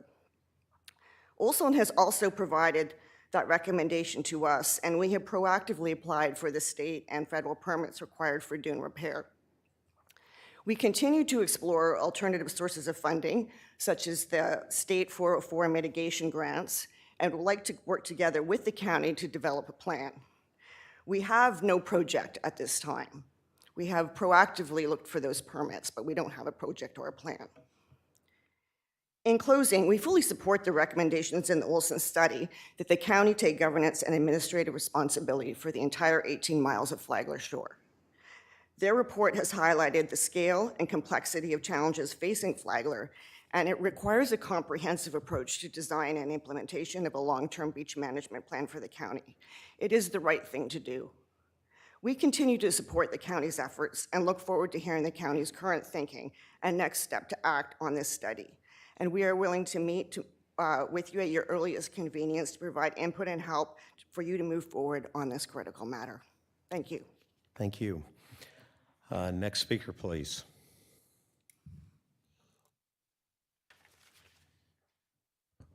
Yeah, my name is Jim Olsmer, and I represent the Ocean Hammock Property Owners Association, which includes about a 1.1 mile stretch of beach, just beginning at Jungle Hut and heading north, and 1,078 individual property owners. We're happy to see this work being done towards a long-term plan. As you know, we take the protection of our beaches and dunes very seriously. In the wake of Hurricane Matthew, representatives from Ocean Hammock and Hammock Dunes approached the county immediately. We voluntarily offered to raise funds to enable the county to get matching funds from the Florida DEP, and we're credited with being really the springboard for getting the project done that Faith managed. So we're in this thing, but I will tell you that that nor'easter in November took out more sand than I think has happened in the entire 16 years that I've lived down here, through all the hurricanes and everything. And we are in bad shape. I sent a video to the county which showed the wall of fame, wall of shame, where you want to call it, where, you know, it's just a cliff, that's all it is. And we estimate that if you look at where the walkovers were before and after, it took something like 6 or 8 feet of dune out. So we're in a critical need. You know, before the nor'easter hit, I think we were in the position where we could take a hit. Now we're not. And so the park systems that are on either side of us, the homeowners, the DCDD utility that supplies us with water and sewage services are all in danger. So while this project, the long-term project, looks like it's going to take a while to implement, we need something to be done now. So we're willing to meet with the county, as we have always in the past, and do our share and help get this moving. But we fully support the long-term project. There's a lot of brain power and experience existing within this county that can help you with this. So we stand ready to serve. Thank you. Thank you. Next speaker, please.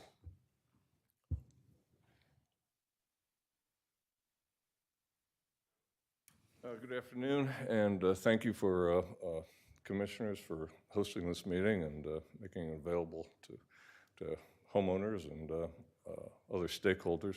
My name is Bob Hatchell. I live in Sea Colony as well, and I've only been there a year, but I was standing out on the walkover when the nor'easter hit, and it just struck me watching the sheer power of those waves just crashing on the beach, and just coming up on the dune there and just taking it out. I watched in 15 seconds when the stairs from our walkover down fell apart, fell over, and started washing away. So I'm glad you guys are addressing the problem we have with beach management. One thing I want to comment on, though, is that it's a 50-year plan, and it sounds like every 10 years or so, we're putting more and more sand on the beach. So I can imagine that in those 10-year intervals, we will have events where we have to bring more sand on the beach, or else we lose our dune. So I'm concerned about that with continuing disruption to beach activity every few years. And through my career, I've always looked for permanent solutions to problems as an engineer.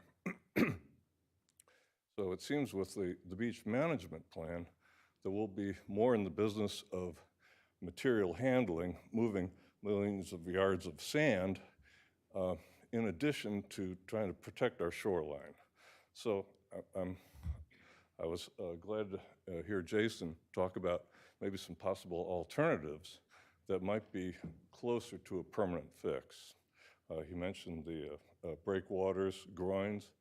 That's an exciting alternative to me. I don't know if they'd meet the environmental regulations, but I think it's something that we ought to take a look at so that we reduce the ongoing cost associated with shoreline protection. So I just wanted to put that comment out there for you. Thank you. Thank you. Any other speakers? With that being said, I'm going to close out the public comment and come up to the commissioners real quick. Make sure, Commissioner O'Brien, do you have anything you'd like to add? Commissioner Sullivan? No. No. Commissioner Hanson? Yeah, Mr. Chairman, could I ask Jason a quick question? Anything? Jason, you know, in this seminar that we were both at last week, the subject of hardening beaches and use of groins seemed to me not really looked on favorably by DEP. Did I get that? I got that feeling. Is that true? That's true. Yes, sir. They're somewhat different. Well, I'm out of time. I can't talk. You just started. My wife puts me in timeout all the time, so I'm used to that. Yeah, so they're not really favored by DEP, and I will tell you, I'm not a coastal engineer per se, but Chris can elaborate if he'd like. But for the breakwaters, as the gentleman mentioned, if you live immediately north of a breakwater, you love it because the beach is fat and happy. If you live south of that breakwater, the beach kind of narrows in. So the people who live south of it don't like it. So typically the beach and the dune comes to the top on our alternatives. Right. Thanks. Any Commissioner Dance? It was just, I had to laugh when Al made the comment because I was thinking and getting ready to break in as we got a lot of the public comment ready to support the commission. It's going to be a two-way street, and I'm sure we have, or we're working on a good GIS location of all of our walkovers and public access so we can fill in the gaps. But the private communities, if they want the 50-year permanent solution, are going to have to come up with a unique solution for public access. It's the only way that that's going to work, and it'll take a collective creative thought process in order to do that. So again, collaboration is here, but we have to have all parties looking at those solutions. And I'll kind of expand on that a little bit. You know, this is a problem not just with Palm Coast, not just with Flagler Beach. This is the city of Bunnell. This is every resident in Flagler County. We're seeing our tax dollars locally go, so you can't just say one area. For one area to not be cooperative would impact, as we're seeing with the dune, with the easements, one person can impact many lives and cost us millions of dollars, not to mention time. So it's everybody in the county is a stakeholder. Everybody in the state is a stakeholder because we do go after our state funds. Everybody in the country is because we go after nationally. I'd encourage you all to encourage our local cities and officials to consider working on meeting these requirements that we've heard about today. Also, the private areas is something to consider because we've become team players in this entirely and all. And when you see our local, or excuse me, our state and federal representatives come into the area like they have, Senator Rubio and Senator Scott's people were just here, and these are things they need to hear, that they're doing great. Thank them first, but tell them we need more, because they are helping us and working hard with us, but we do need more. Our state representative Renner and Senator Hudson are working hard on a state level to get us this money back, but let them know you appreciate it, but we need more.